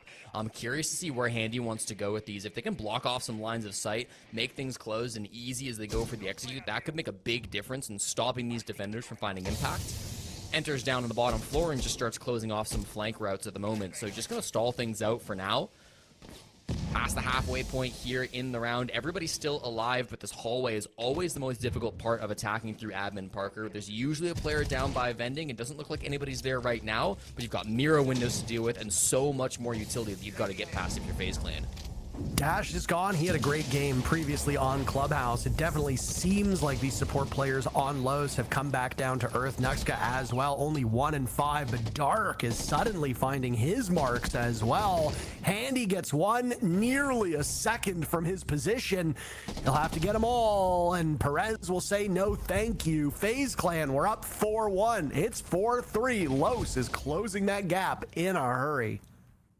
Good to see Dark getting some value. Parker enters this game at a negative 12 KD. That enters the whole series, I should say. Struggled a little bit in map number 1 as well in terms of getting those kills, but finding big value as the highest rated player for Los through the first 7 here on Consulate. Does really well with those mirror windows. Didn't feel like FaZe had any great answers to it. Again, I was intrigued by their lineup for sure. The Rauro is very interesting to see that coming out. You don't see it very often for these Consulate top floor attacks, but ultimately I just think there was a little bit too much for them to get past, even with a man advantage in a 5v4. That top floor of Consulate is so difficult to crack open. So Los, they will succeed in winning that first defensive round win. I think that means this map will certainly be close no matter how it ends. There was a small fear that FaZe would just roll over the second half, but Los are such a good Consulate team, I didn't think that was likely to happen, and indeed, we will not see that come through for their first round in the second half.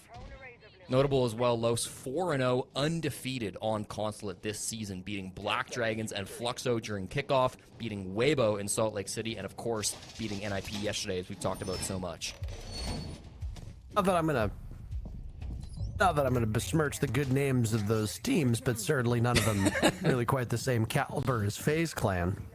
True. You know, Very I heard true. Michael Jordan was undefeated on the mean streets of Philly at a couple pickup games, Jesse. You know, I think it's a really good court for him, you know? You can't be calling NIP Philadelphia street basketball players. Like, it's not that bad. Remind me again what position they're going to be at EWC? Oh, that's right. They're not going to be at EWC. The Philadelphia streets reign supreme here, Jesse, okay? They send me regards. No, I get what you're saying. I just think that, again, this is a good map for Los. I don't think there's any denying that. And I said before we even got in, we're still in Clubhouse for crying out loud. I do think Chalet is going to happen. I would be quite surprised if it doesn't. But then again, FaZe Clan does have that secret weapon, which is that they just decide that the game is over. They've lost Handy, they lose Cyber, they lose Souls. My goodness. All-you-can-eat buffet for Los as they devour this FaZe Clan team, and they leave KDS in a 1v4 with a minute 50 still to go in the round. FaZe Clan tripped up on the very first hurdle. They barely made it off the starting line here, and Gaffo will eliminate KDS before we even get to the halfway point of the round. Surely this is a timeout for FaZe, right, Jesse? You have to imagine. I mean, you lose your first 2 rounds. It could come through. It took 4 rounds on the first half for Los to call their own timeout. We've just tied the game up here. You could let it ride a little bit. Rafadel, head coach of FaZe Clan, seeming like he will let it go here now that it's 4-on-4. Again, as the attacking team, you don't expect to be winning very many rounds on Consulate. I don't think it's the end of the world for FaZe Clan to hold it in, but this kind of needs to be the round where that trend changes a bit, right? This has to be the moment where you get around on the board, win this tertiary bomb site as it comes up. FaZe Clan just need to win 3 of these 6 attacks in order to win it. If they can win 2 attacks, that'll be good enough to force it into overtime, but Los chose this map, so Los will be getting defense in overtime. That's not really a great win con for FaZe Clan. They'd like to finish this one out in regulation, so this round, oh so critical for FaZe Clan's success. And it kind of plays back into what we've been talking about for Los. 2 rounds in that first half is maybe more than enough to be able to get this victory. It was a 5-1 defensive split versus NIP yesterday, so this team is very good on the defensive side. This round will be very important for turning how these last couple of rounds go through and how worried FaZe Clan really need to be. I have no reason to think that this is anything but a defender-sided map, which means Los have the better side from here on out. That last round might come back to haunt FaZe Clan because a 5-1 scoreline was definitely doable. That gives you a bit more breathing room. You consider that most teams will take a half 4-2. If you take the first half 5-1, you're just 2 rounds away. And I know that that might seem like very little, but on a map like Consulate, that can become a defender fortress, as we've seen so far today with only 2 successful attacking rounds, both by Los up to this point. That would give FaZe Clan a much bigger fighting chance. Los knows this map. They've got the better side. It is not outside the realm of possibility that they can take this in regulation. It remains to be seen if they'll be able to do it, though. All eyes on Cyber, the man of the hour. He will have to commit to clearing this top floor with his team. He's got good information on one player's position. I believe that's Dark playing over towards manager. They've got 4 roamers up on the top floor. Everybody but Nuxka is playing up here aggressive above the bomb site. So for FaZe Clan, clearing these guys out, making sure you win this opening couple of duels over above the site is going to be so important to converting this into a round win. They're also pressuring the site. There's a world where they try to ignore these roamers and just try to rush a plant with the smokes of Handy, but I'm just not sure they have the utility for that. Without a Capitao, it'd be really ill-advised. I feel like a lot of these FaZe executes will live and die off of Cyber as the main point of the spear on Snake. Always behind enemy lines, or at least close enough to those lines. You know whether you're behind them or in front of them. And Dark just runs right over him. How does he allow the Valkyrie into that position? Dark is just continuing to improve. His numbers were underwater for the first half, and he's been one of the most important players on Los so far through this second half. Soul's getting Diffuse Kit down. We will shorten the timer. Nitro Cell goes off, KDS with one as well. A 3v3. How will FaZe fare in the post plant? They're still tucked away. Dark is in the site. Do they know the whereabouts of the Valkyrie? Can Dark surprise them? As now they assess the situation over on the breach. Nobody hopping onto the Diffuse Kit just yet. Diffuser at the halfway mark. Doing damage across the board. Neither team coming out ahead. These initial blows. So much damage. Perez on the ground, tears through Handy. There goes KDS. Vidaking needs to stop Nuxka, who's on the Diffuse Kit, but he misses his shots. Los, all 3 remaining players a shadow of themselves, but Vidaking cannot connect, and Los take the lead. That is pure, unadulterated skill coming out from Los on that bomb site. What a round to be able to win. They let the plant go down. This Nitro Cell is a second too late, and you have to think, okay, at that point, post-plant's gone down. We've got an angle from the window on the horizontal. There's a ton of angles up on the top floor, even if we don't fully control it. That's got to be the round for FaZe Clan, surely, and yet somehow, by wasting time, by not over-aggressing, by not panicking, Los are able to time it perfectly. They're so focused on getting the kills back. They know that it's not just about, we got to stick this disable, we got to panic, get on this immediately. They really spend their time. Nobody hits that Diffuse Kit into the last 10 seconds or so of the round, but it's all the time that they require. Such a perfect post plant just got played by Los. Parker. FaZe Clan completely shook after a flawless third quarter, and they will use their attack timeout now as Los are 1 round away from that point. Almost certain that we are going to see map number 3 of Chalet. FaZe Clan had their opportunity to run up the score in the first half. A 4-2 scoreline is, again, not bad. That's the standard, but Los are 4-0 on this map. You talked about it. I know that I made jokes about the Philadelphia streets, but Los definitely look like they know how to play this map quite well, and have given us, so far through the Defender rounds we've seen of them, no real reason to doubt them. They have been pitch perfect on this second half, staring down a 4-2 deficit that they have now turned into a lead. A perfect bomb site rotation for Los, starting on that top floor, going down to the basement, and then just finishing up most recently on the middle floor. Now back to the top floor they will go. How successful will FaZe Clan be after using their timeout?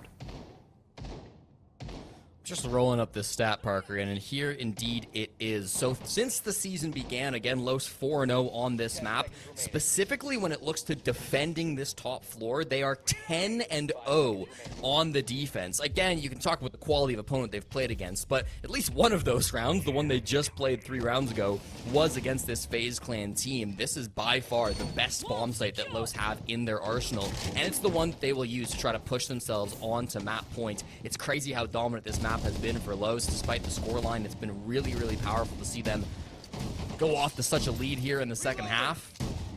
You gotta think, if Souls doesn't go for a couple of clutches back on Clubhouse, we could be talking about a quick 2-0 for Los over the 2-time world champions. Not a result anybody thought was even in the question before this series. Yeah, absolutely. A couple rounds where Los seemed like the sure victors, and FaZe Clan, again, whether it be luck, whether it be preparation, whether it be Souls being a god sent to the land of mortals, especially in the closing moments of a round, all things that you have to ask, frankly. And good questions. Not a single bad question. among them. Los absolutely could be looking at a 2-0. What does that mean? Well, the loser of this matchup goes to the play-ins for EWC. We have talked about those stakes, so whether it'll be Los or FaZe Clan to have a couple extra matches to try and go deeper into the tournament held in Paris next month. But it also means that for the winner, you go up against Team Liquid Alienware, not tomorrow, on Monday. Team Liquid Alienware losing earlier today to Furia, an organization that knows a thing or two about winning here in Brazil. Furia in the grand finals. Who will they play? It could still be FaZe Clan. It could be Los. It could be Team Liquid Alienware. But one of these two teams will go home today. The other will go up against the Horsemen on Monday. Through those 10 rounds on defense, Nux is pretty much always either on the smoke or the clash. Right now, it's going to be the clash being brought out. FaZe Clan should be aware that this was an option. They've brought a little bit of a clash counter in terms of souls on that Nomad. They've also got good pressure down below, using this Grim to try to get some information. It's Dark who they're tracking with that vert pressure, so nice to see that verticality coming out from Cyber. Oh, great shot from Daffo, though. Just slams the head off of Viking for a man advantage as the plant begins. Completely blinded out. Los easily handling FaZe Clan yet again. What do you do when a clash is staring you down? You get pushed to the brink. FaZe Clan imploding in front of our very eyes. Lots of damage has been done to Los. The only casualty so far is Perez. It happened seconds ago. But they've got Handy behind the vending machines. No way out. Nowhere to go.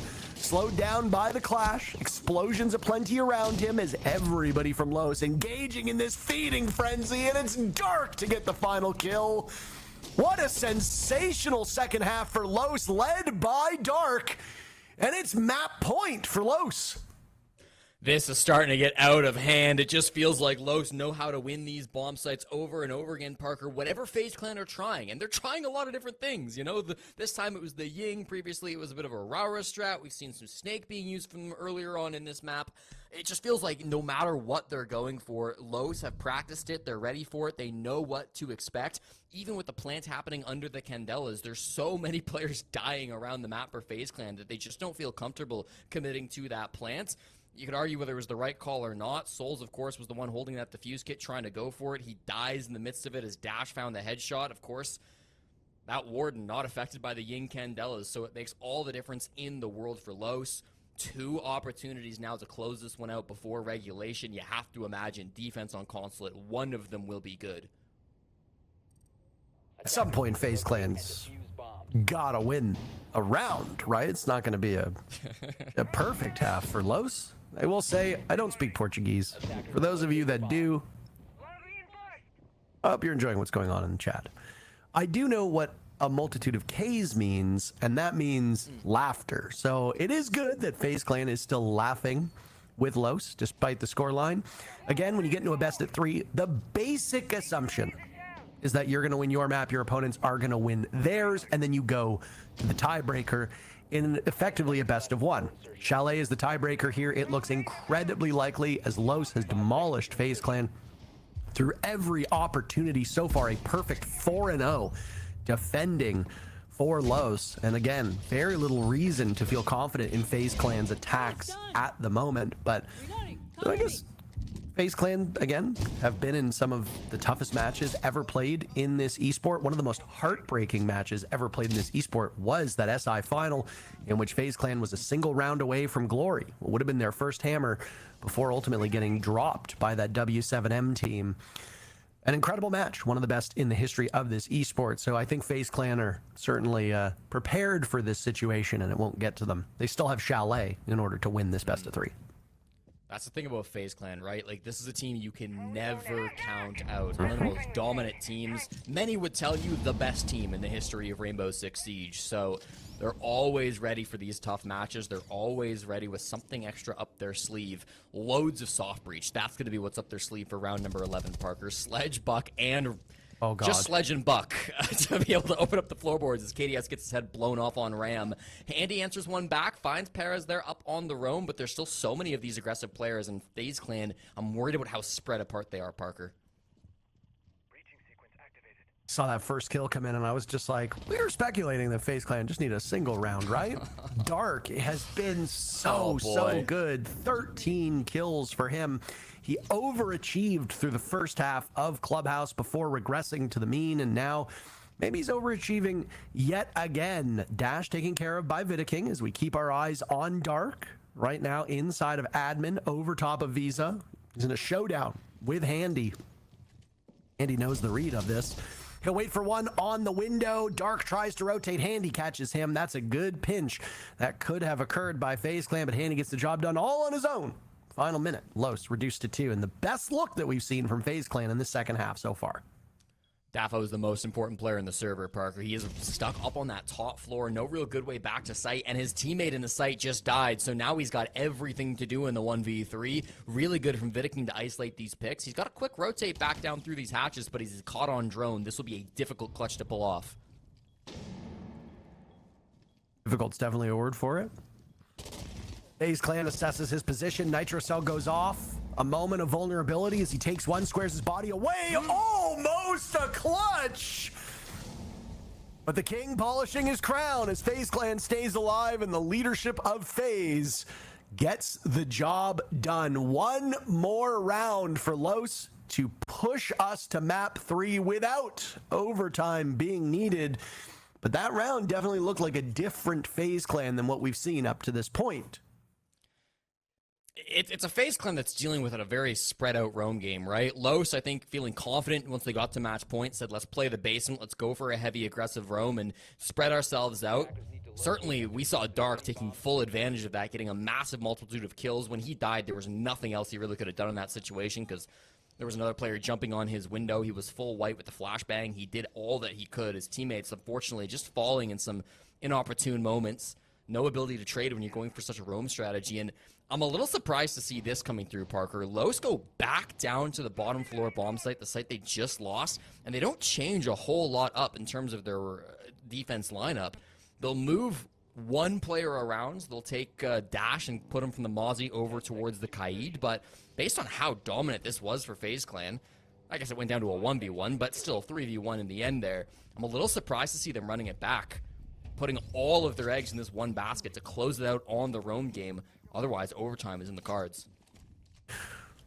I think you're absolutely correct. Typically, you go to this bomb site when you think that there's one or two minor things that can be fixed to change the overall outcome. And to their credit, it did come down to a 1v1. FaZe Clan looked mighty composed, but that Dafo near clutch could have propelled us to map 3 already. A 1v1's as close as you can get. So if Los can fix a couple things, particularly with people helping Dark when he gets those entry picks and then getting back to the bomb site a little bit faster once FaZe Clan has used through their utility, which is something that was a little bit lacking from Los in the previous round, then this round becomes a lot more winnable and does begin to make a lot more sense. But just as with the IQ ban, Jesse, we are in a state of befuddlement and do have some questions about what we see. Those questions, thankfully, will be answered in the next 2 minutes. Either OT or map 3 up next. Heavy battles coming down on the roam clear now, Parker. These guys on Los, they've not been as aggressive to committing to this top floor hold like they did in the previous rounds. They're falling back and giving some of the space over to FaZe Clan. Part of that might be that Cyber is now on the blitz, and while he's made his presence known, he's eaten a little bit of damage. They're willing to respect it at the time being. They're just giving up that top floor, and almost everybody here has been falling off. The one exception, of course, is Perez, who is lurking inside of Exposition, sitting on a mute jammer. There's no real utility other than drones to spot out these roamers, so they really were committing just to having good drone work and then having this blitz clear through with some face checks. Does Perez get away with it? This is my question, Parker. He could be the one player that differentiates, and it will be that. A quick pick on King, the star from round number 11, and puts his team into a man advantage in the final 65 seconds. Good spot to be in for this Los team. Plenty of shotguns, good guns across the board. If close quarters combat breaks out, the main benefit for FaZe Clan will be having this blitz on the board, but Cyber has taken some damage prior to these sets of engagements. So a couple wayward bullets finding their way towards him. FaZe Clan loses that shield, and they are just a bunch of guns. They do have a shotgun of their own. For the second time, we're going to see a sledge with shotgun in hand, enabled because of that machine pistol as their secondary. FaZe Clan lacking proper hard breach now beyond the 2 Selmas of the Ace. We don't know where those will be applied. They need to get to the bomb site very quickly. Only 30 seconds to go, and FaZe are the ones running against the clock.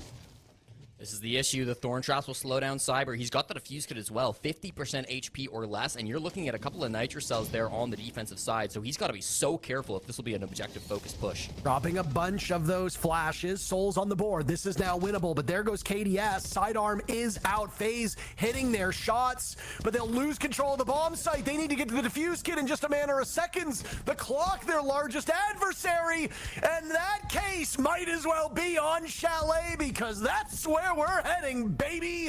Los take it in regulation, and a third map, Jesse, awaits us. Just so you know, Alula are there from the road to Mina.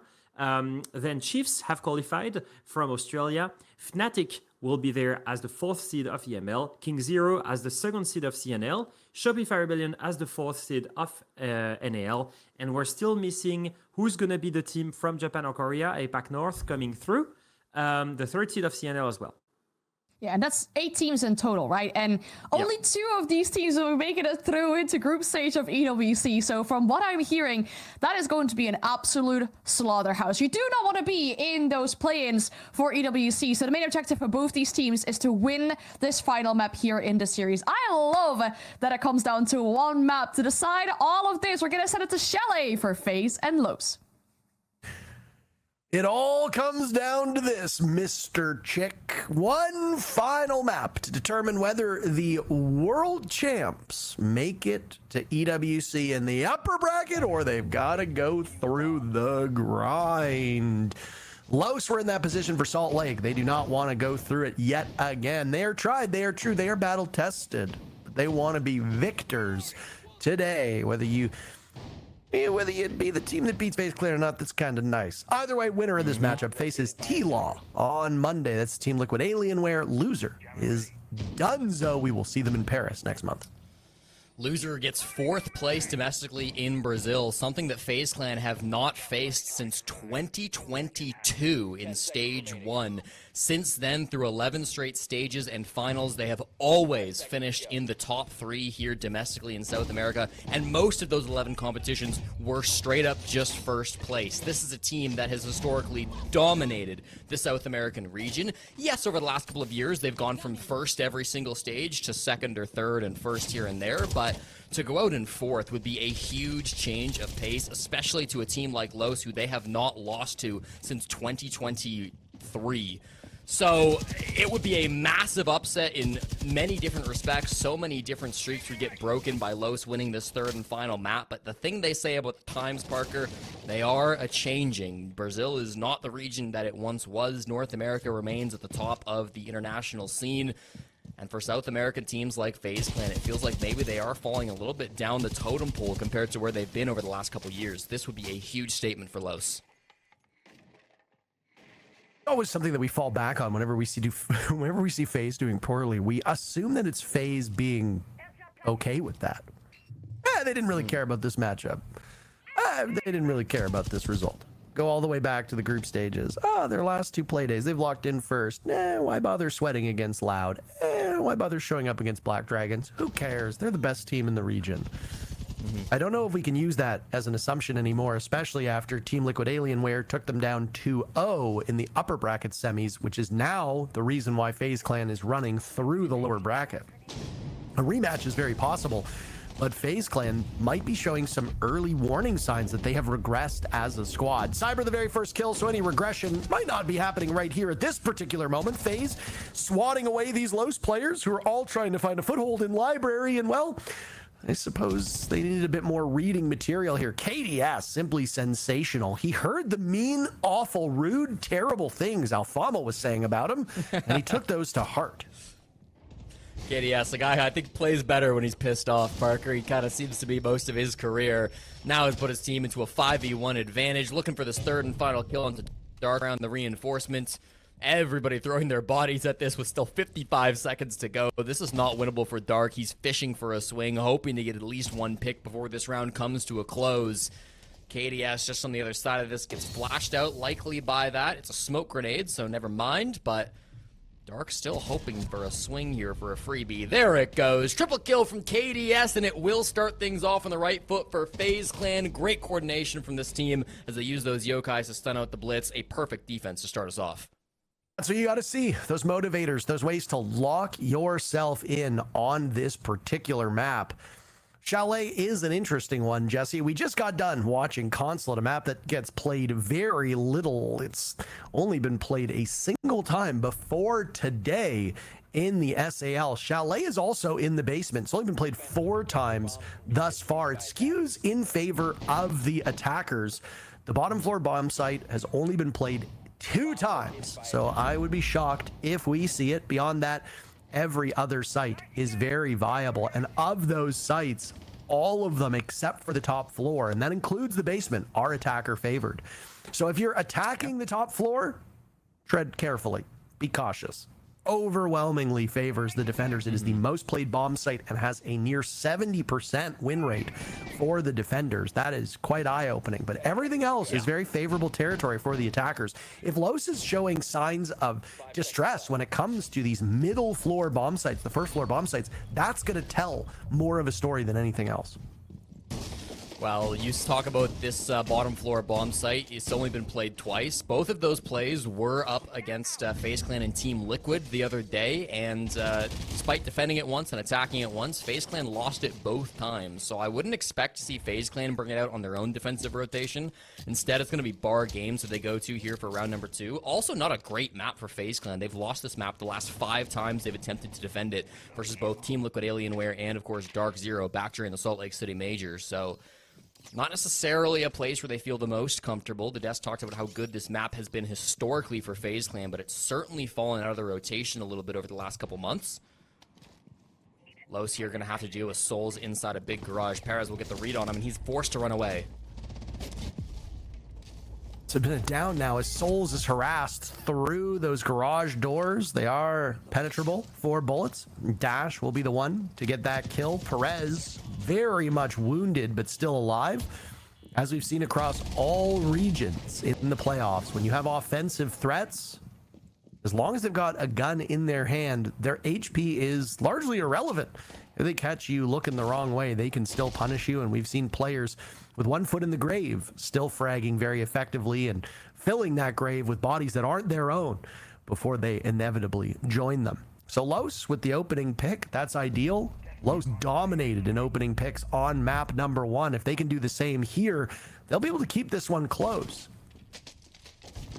Cyber's being tracked by so many different things. He's lost his phone. He's under a Deimos mark now. He's still trying to get aggressive on the window right past the nade. I don't know how he's alive. He's got Handy right by his side, by the way. He's not isolated here, aggressive on the roam. He's got teammates, so he's just trying to hopefully bait for his entry duo in terms of Handy to be able to get some of these kills. They know where Cyber is at. They know he's low HP, but they haven't been able to lock him down just yet. So instead, pushing below those roamers will start to approach the bomb site through kitchen. Handy gets dark as he was running on up. That was a head-on collision that favors FaZe Clan. Dash, a second kill so far in this round. He's got both for Los. Dash, an interesting one. His former team of Wildcard winning the NA League just the other day. Potential for them to have a matchup against one another when they actually get to EWC. Another for Dash. Technically, he was not given that first kill. He just secured the down, but he is still quite the terror at this current point in time. 15 seconds to go. KDS 3-0. Cyber 3-0. How much will those numbers shift? As Los now gets closer to the bomb site. Cyber with a 4th kill. Rez running out of time, and it'll be all Cyber. 5-0 for Cyber, 3-0 for KDS. They survive these first 2 rounds, and Los has really come up empty-handed here, Jesse. I swear to God, Cyber is the most ridiculous player in all of Rainbow Six Siege, man. I don't know how he goes down to just 20 HP. He's being Deimos tracked. He's had nades tossed at him. His phone has exploded. Like, he's got every bit of utility focused on hunting him down. And he just drops a 4K like it's nothing. Why not from the oldest player in the South American League? Just having fun with it here on Chalet. Really good roam strat coming out with him again. The other pick that was denying the ace was Handy's frag in the midst of that as well. Handy, his roam duo up there on the top floor. So despite that opening death from Souls, it's really good work from the entry duo on FaZe Clan to be able to find those picks. Often we talk about how it's a team effort, right? Sometimes on these defensive rounds, like the site players are giving information with intel and yokai drones and stuff like that, but sometimes pure skill, and that really is what it felt like from Cyber in round number 2. Cyber's good. He's really damn good, Jesse. He's pretty damn great, and he's currently leading the lobby with the most kills, 33 frags to his name, and the second fewest deaths to go along with it as well. Jeez. Here are the numbers for those that don't have access to this. Across both maps and now this third map with 2 rounds, Cyber has 33 kills. The next closest is 23, which is Perez.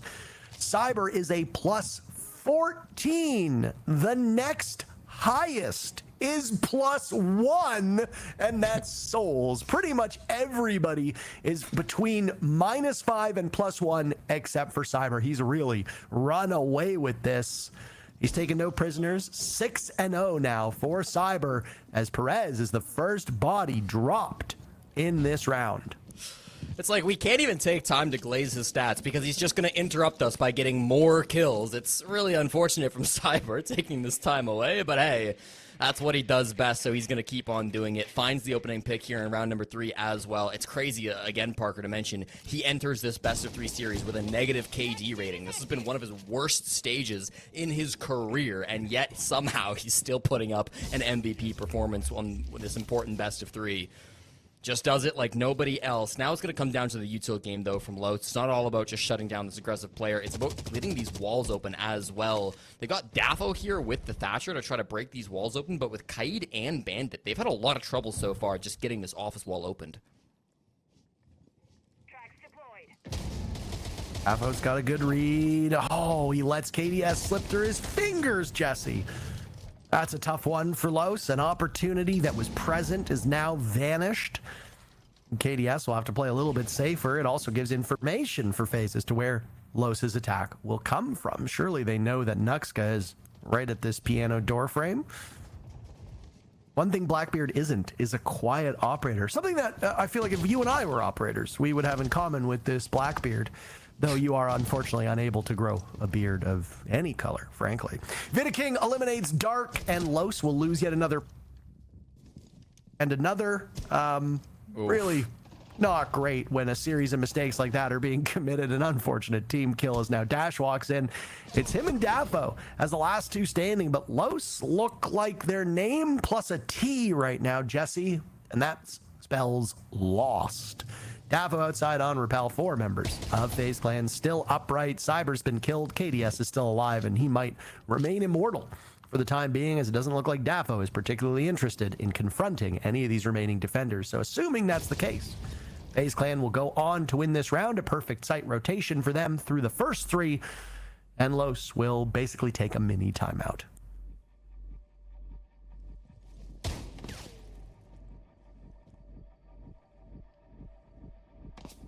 They're really going to make us wait the whole 3 minutes, Every second, Jesse. Every second. Gets got a kick, I guess. I mean, that's great. He got his. He got his. He got his. I don't know what what you guys are round. doing. I got mine.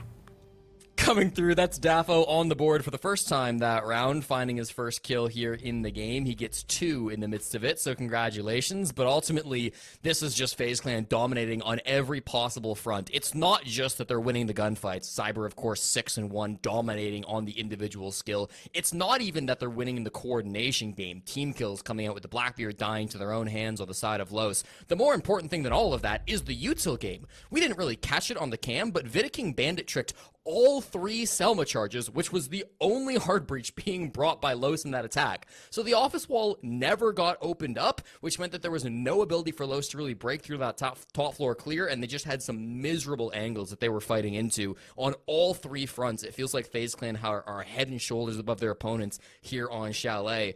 And it almost raises the question, Parker, why is this the decider map?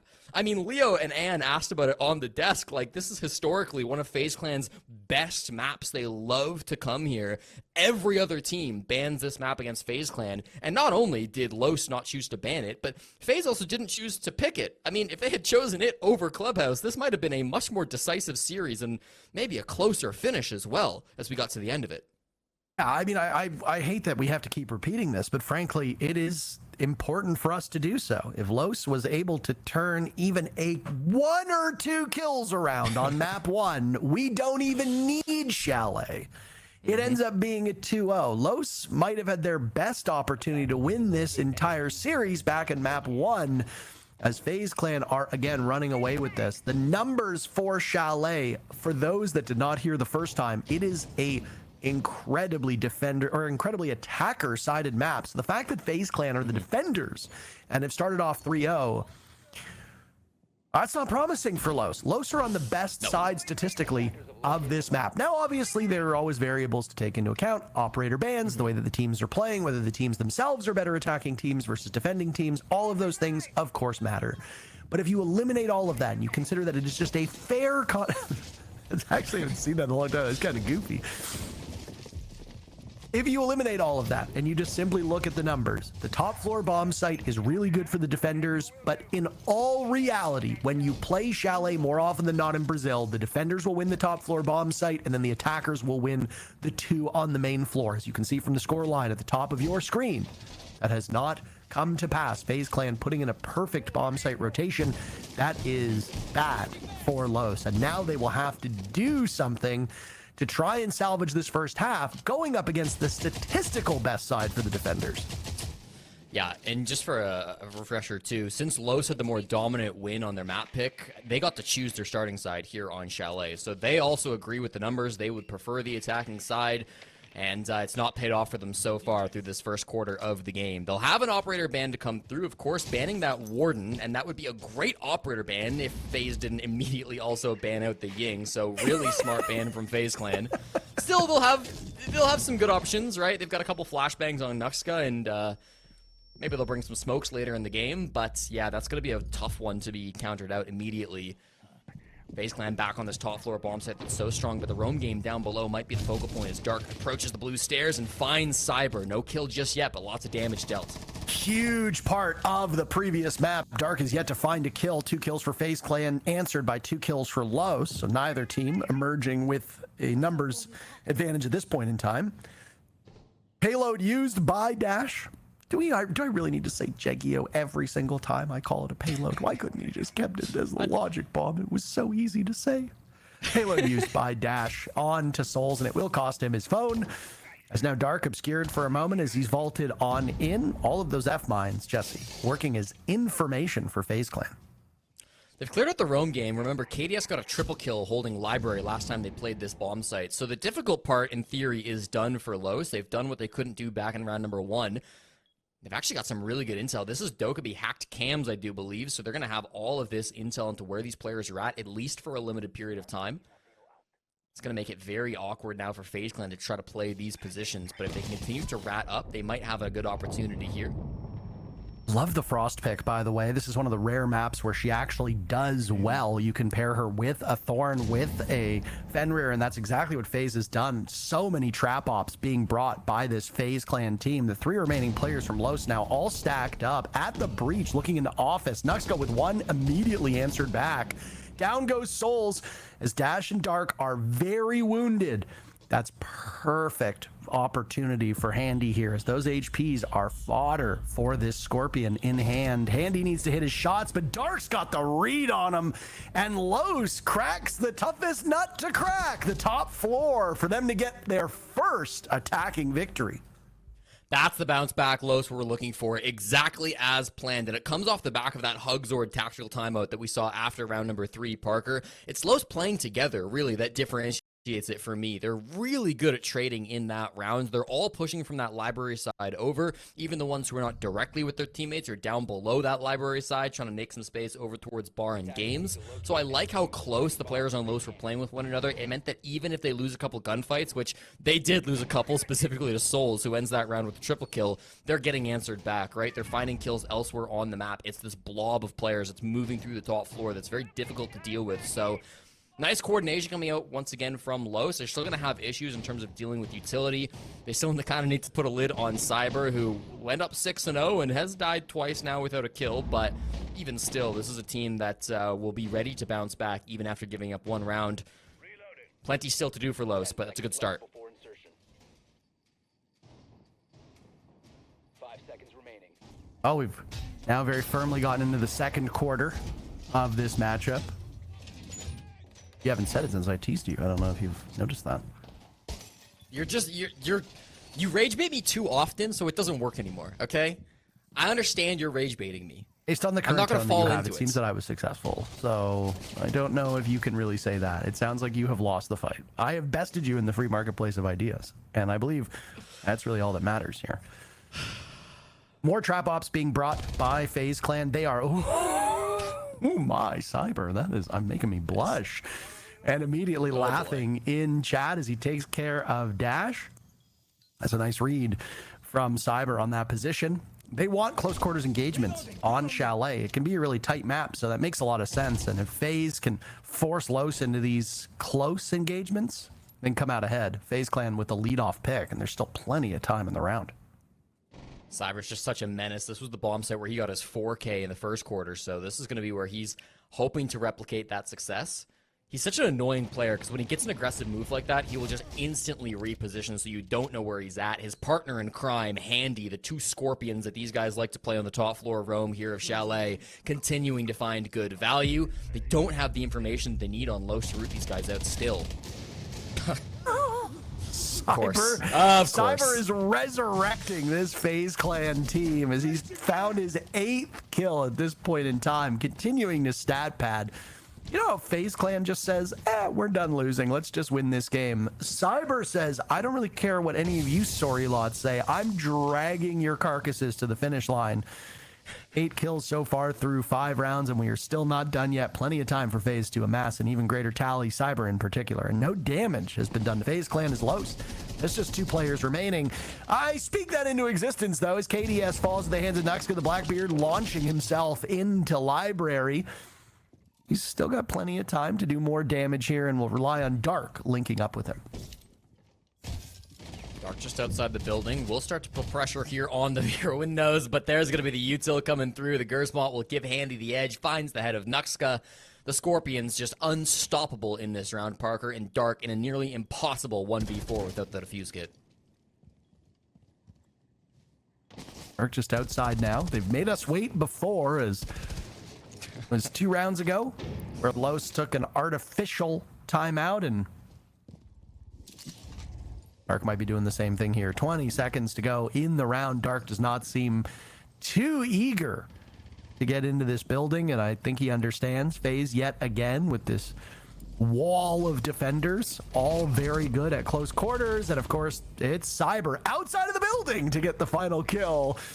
What a 5th round as FaZe's lead continues to grow, and it's that man right there who they need to thank. 4-1, 1 round remaining in the first half.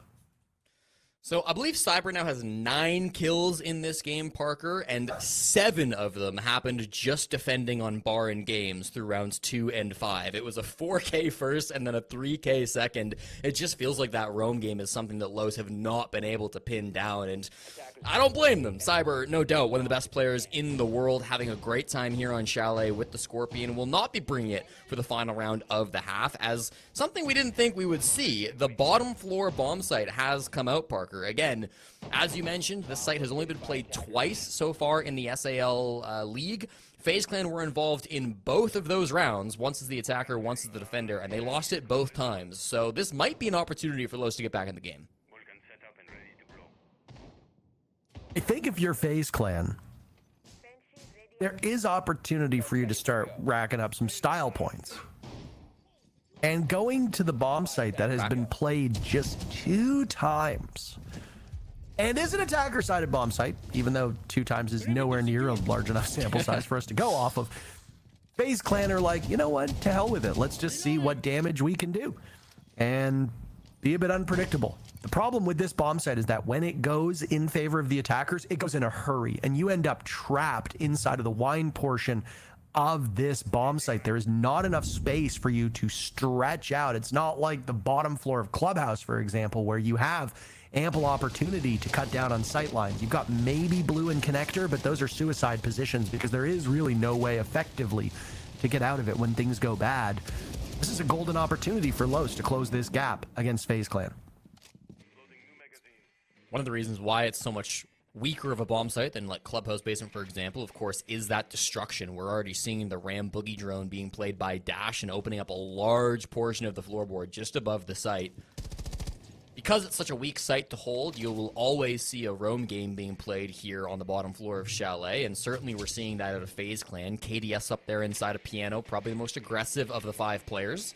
Getting a drone in to find him now, they will spot him out, so that's good information being gathered by Los. If they can pick apart these aggressive roamers, right, force themselves into a man count advantage, there is definitely going to be a win con here for Los. That seems to be the game plan, as they will find the first pick on a Cyber. Oh, so goes Cyber, so goes FaZe Clan. That's your hope if you're Los, and he has been far and away the best player on this FaZe team. Here on Chalet across the entire set of matches. So let's walk in, get the very first pick, immediately walk out. Ram also an operator that makes this a miserable bomb site for the defenders. One operator almost single-handedly countering an entire setup worth on this site. And Dash is going to settle in for the long haul up there. With Cyber being killed early by FaZe Clan, they have fewer bodies to use in a flanker lurk position. Nitro Cell tossed out, Dash still with 1 boogie drone in, as now the guns from the attackers are finding their marks. They continue to aggress. They've got an opportunity, and you want to punish these remaining defenders, you can go for it. Dark with 1, KDS, another every trade benefiting Los. A pre-fire from Dafo, a return to the site by KDS, but he's bogged down inside of blue. He's taken Nuxka out of the equation as well, and he's got 3 kills, and ace very possible, as he will tussle with Perez and Dark. They can pinch him oh so effectively, and that's what they will do. A great answer from Los. Very calculated, and frankly, Jesse, routine stuff. Los will take the final round of the first half, but FaZe emerge with the lead 4-2. They certainly do. Yeah, 4-2 half for FaZe. You're pretty good, especially, you know, us discussing about how good FaZe is on the defense. We're looking at Cyber again stepping up massively. It seems like many of the rounds here on defense, it's just a multi-kill from any kind of FaZe member on the roster here. They don't seem to be scared either to hold on to map control and really contest that out of the hands of Los. And again, it seems like we're having a complete repeat of the earlier situation this night, where Los at least salvaged something from this first half.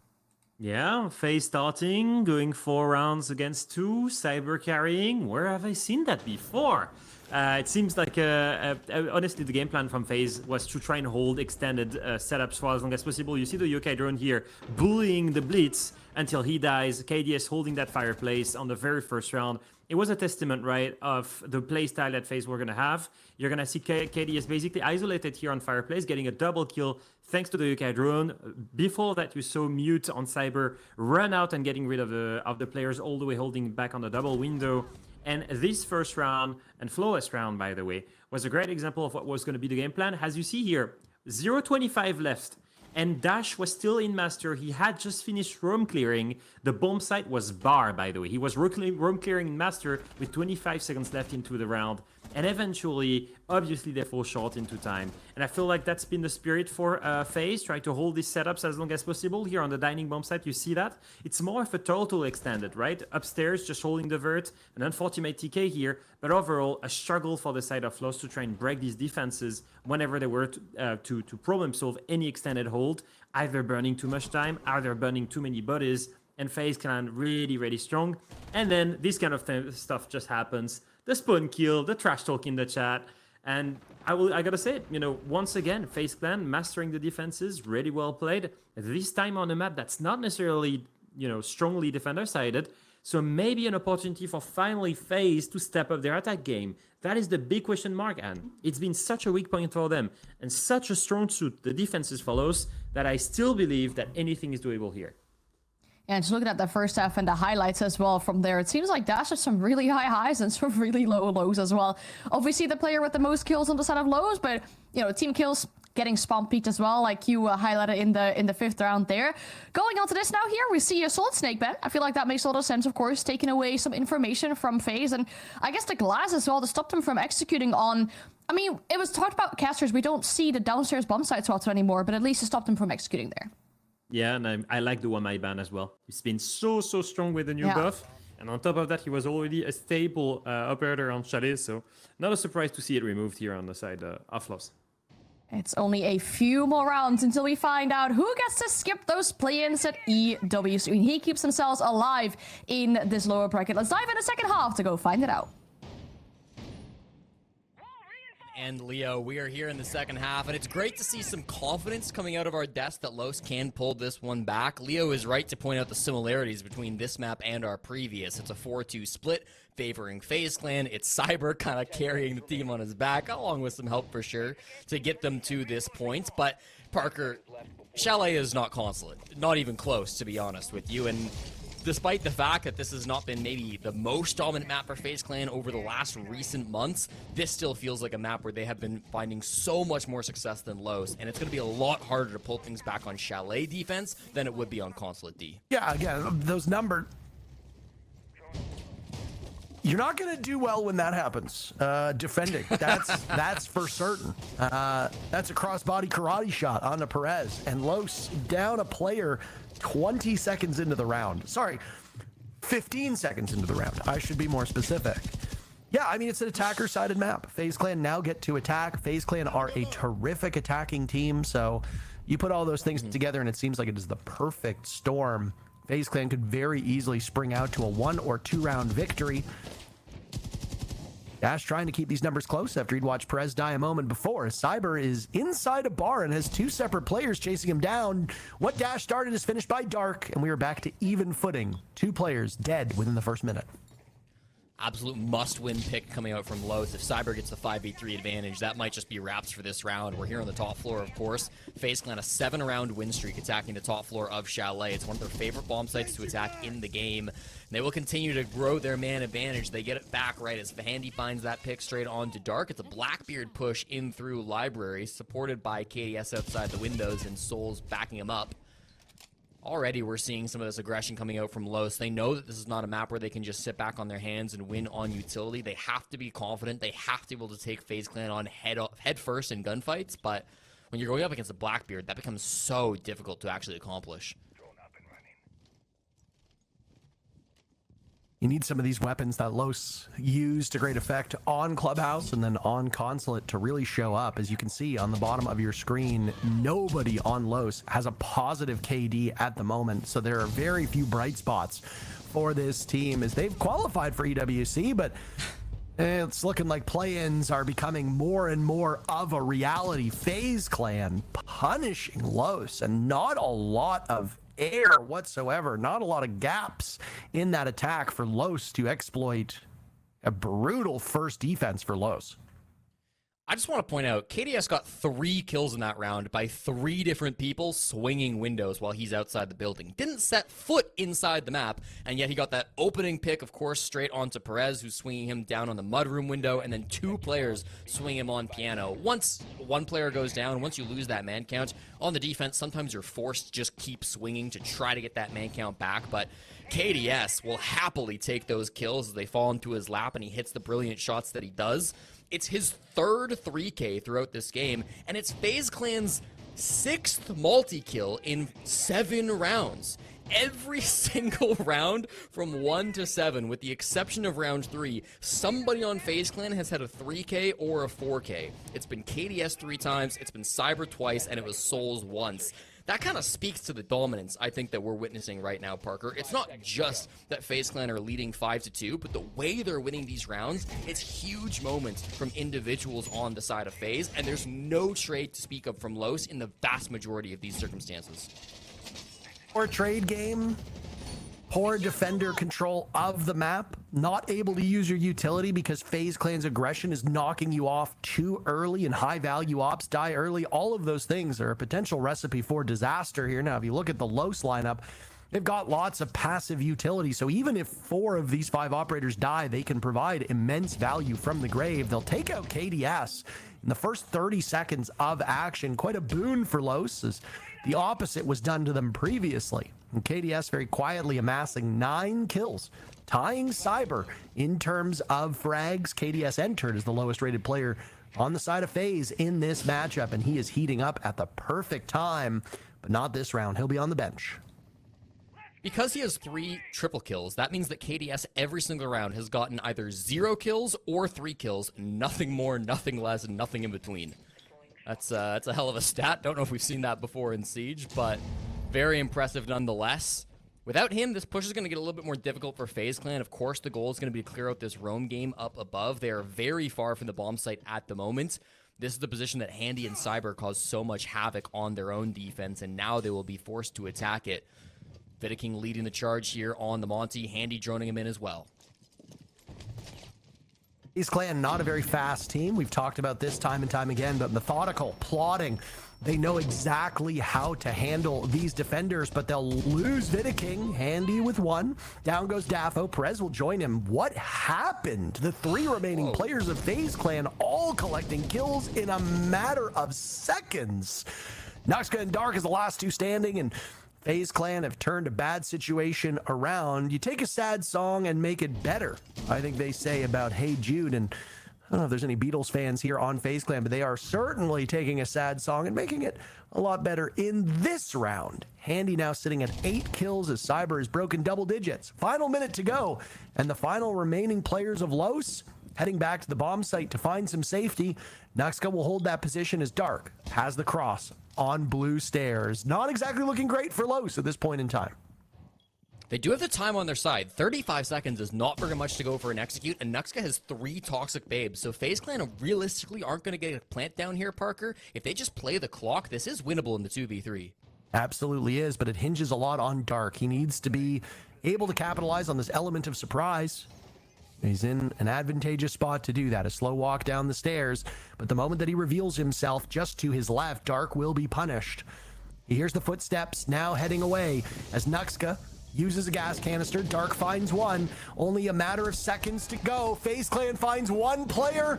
They will prolong the round as Cyber keeps that one going, and Dark heads upstairs, but he will miss his opportunity, and now FaZe Clan have given themselves a massive win condition.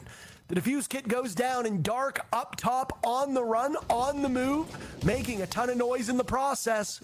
Handy and Cyber will sit over top of that diffuser, and Handy gets the final kill for FaZe to move to match point.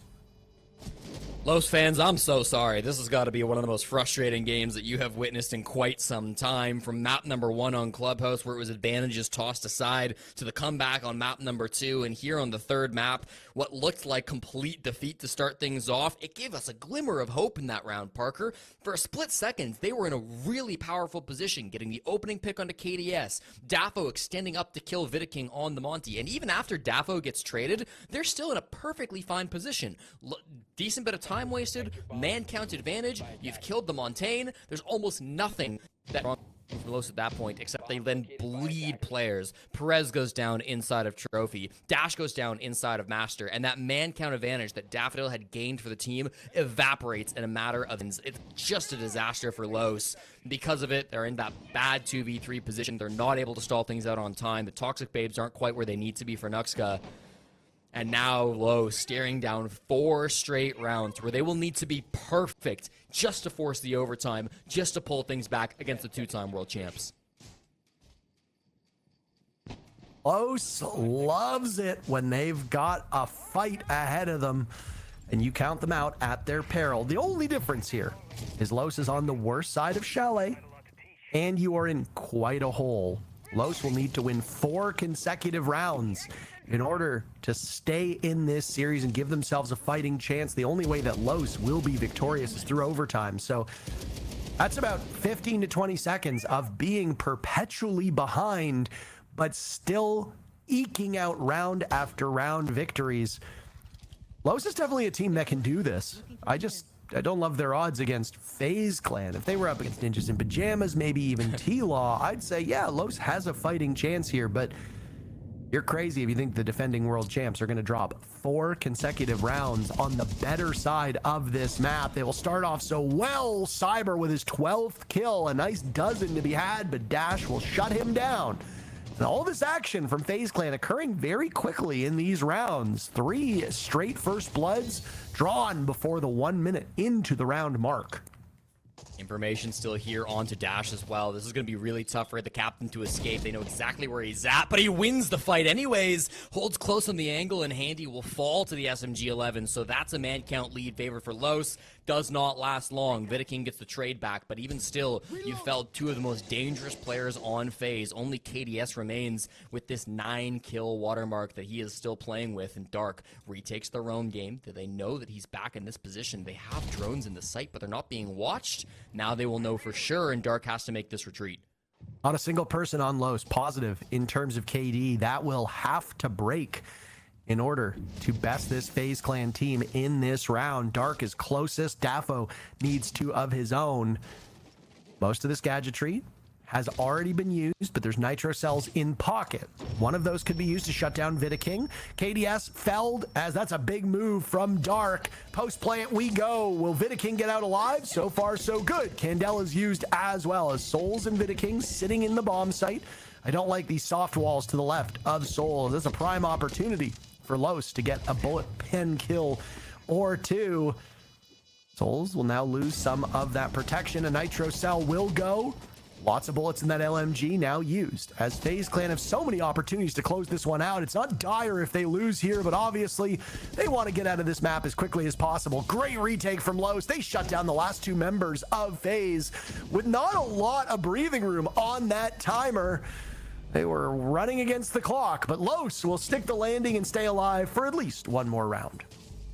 One thing that Los did in that round, Parker, that we've rarely seen from them here on Chalet is they had really good trade game. That's what was missing for the majority of that first half. But on the extended roam, they didn't just send 1 or 2 players out there to bar to go fend for themselves, die alone to the whale of information that the attackers have now in Rainbow Six Siege, but they played together, and when somebody went down, someone else was there to answer the kill back. Particularly want to give credit to Dark and Dash, the youngest and oldest players on FaZe Clan, or on Los respectively, who were able to stand up and make those trades happen. It was really nice to see that team play coming out from Los. If they're going to make this comeback happen, if they're going to win the next 3 rounds and completely tie this game back up, force us into overtime, it has to be the team play that gets them there.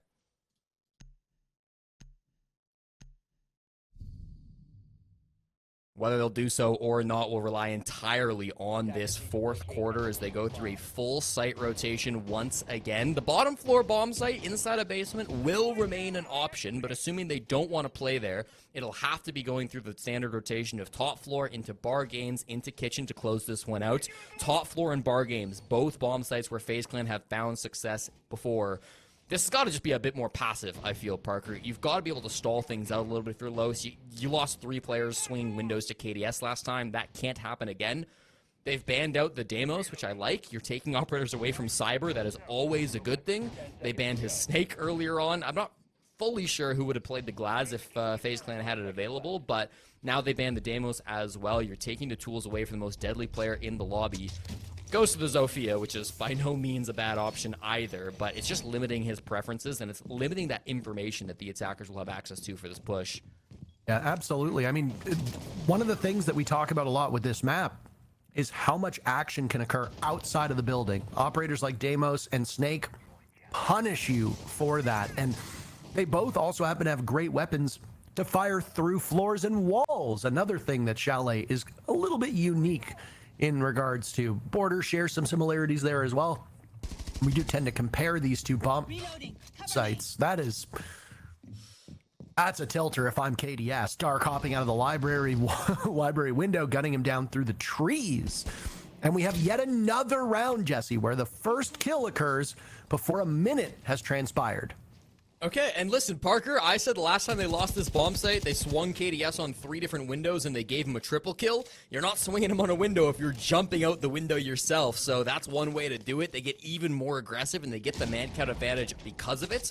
Now FaZe Clan are going for a bit of a different push. They're all focused up on the solar side of the map, so gonna be a different look all around from FaZe Clan and might be able to get Los some momentum in this game. It takes us a little bit of confidence here for this Los team to find their footing again. You saw it on Clubhouse. They were a very difficult team to knock off of their stride, and of course they had confidence in spades on Consulate. First kill for FaZe comes in at exactly the halfway point. Andy almost has another, but he just cannot outduel Dash, who finds 2 from that position. The Echo will still likely have some yokai drones up as well. As Los have suffered through this, by the way, they're taking damage. But this has fallen apart by FaZe Clan. Vidiking in a 1v4, a situation that Los knew very well. They took a couple timeouts of their own. Vidiking does not prolong the round at all, vaulting into trophy, being dealt with, and Los is now stitched together back-to-back rounds in the comeback, Jesse. A comeback that we basically wrote off for being too impossible. It's coming to pass. I like that play from Dash quite a bit, Parker. The fact that he's playing on that Echo on the top floor of Chalet, it's something we see from time to time, and it's easy, I think, to play too passive in that spot. You want to be on your cams, you want to be feeding intel to your teammates. Often those yokais are being used to help some roamers down on the bottom floor, and certainly might have been part of the reason why we saw Dark go for that big early jump out onto KDS. But one way or another, eventually it's required for Dash to get up off his cams and to start getting some kills. That's exactly what he did. Because of it, he's able to shut down that FaZe Clan push as it's repelling in towards the solar side of the map. Really good stuff to come out once again from Los. They're starting to string rounds together, and they're starting to make me a bit of a believer. FaZe Clan, after losing a lot of their intel operators, after facing a team that have seemingly figured out how to play together and how to play for trades, have started to stumble here on Chalet, and a map that used to be their home, that used to be the most dominant in the pool for them, might be exposing itself as one where they do struggle still a little bit.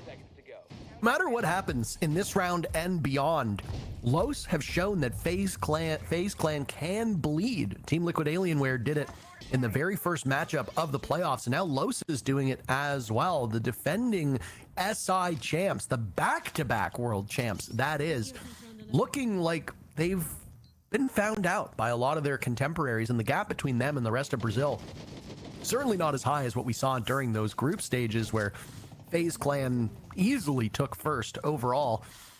The winner of this matchup going up against Team Liquid Alienware on Monday. The loser will have to go through the play-ins of EWC. I know that we've said it a few times, but there are people who tune in and out of the broadcast. They might not have heard what the stakes are. We mentioned it before. Los with 2 back-to-back rounds. Typically, the attackers onto this map dominate. FaZe Clan have done just that. Los taking 2 rounds on defense is quite impressive. Anything more than that is a bit abnormal based on the numbers, but I'm starting to believe as well, Jesse, and Los might be able to claw this one back. Pressure onto Perez. He's playing down inside of Kitchen. Will drop straight to the basement now. Vidiking back on his favorite operator, the Monty, to get some space in team. FaZe Clan can take this slow, right? There's a lot of map being held by Los at the moment. They've got players roaming downstairs. Of course, they've got players roaming up at the top floor as well in the site back inside a bar. There is plenty of map to go through if you're FaZe Clan, but that means that at some point you've got to start getting these kills. Players all out on these windows. KDS hoping somebody will swing them, but that's not happening right now. It's been passive from Los. And as they give up this map control, they are keeping all 5 bodies alive. The King has not been anything sensational today from a kills perspective, but he's been very good from utility. Right now on the Monty, a shield operator, but he knows very effectively he can guide the rest of the kills to his teammates, and he's doing just that. A good focal point for Los as KDS and Cyber pick up a kill apiece. Both of them breaking double digits. Handy as well breaking double digits, and FaZe have had no problems finding kills on this side of the map.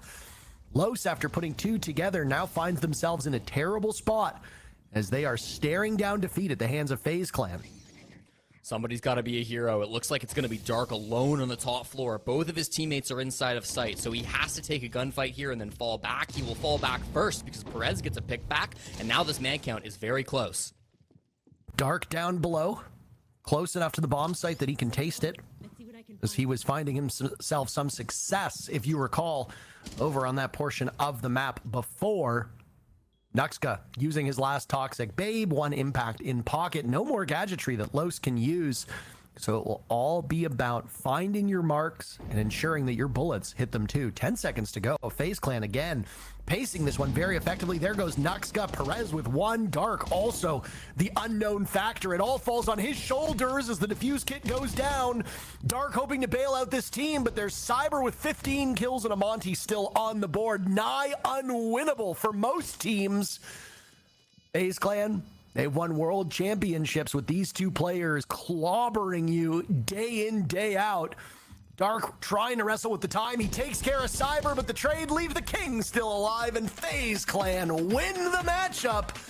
It was a lot closer, Jesse, than I think most people suspected, but they get the job done.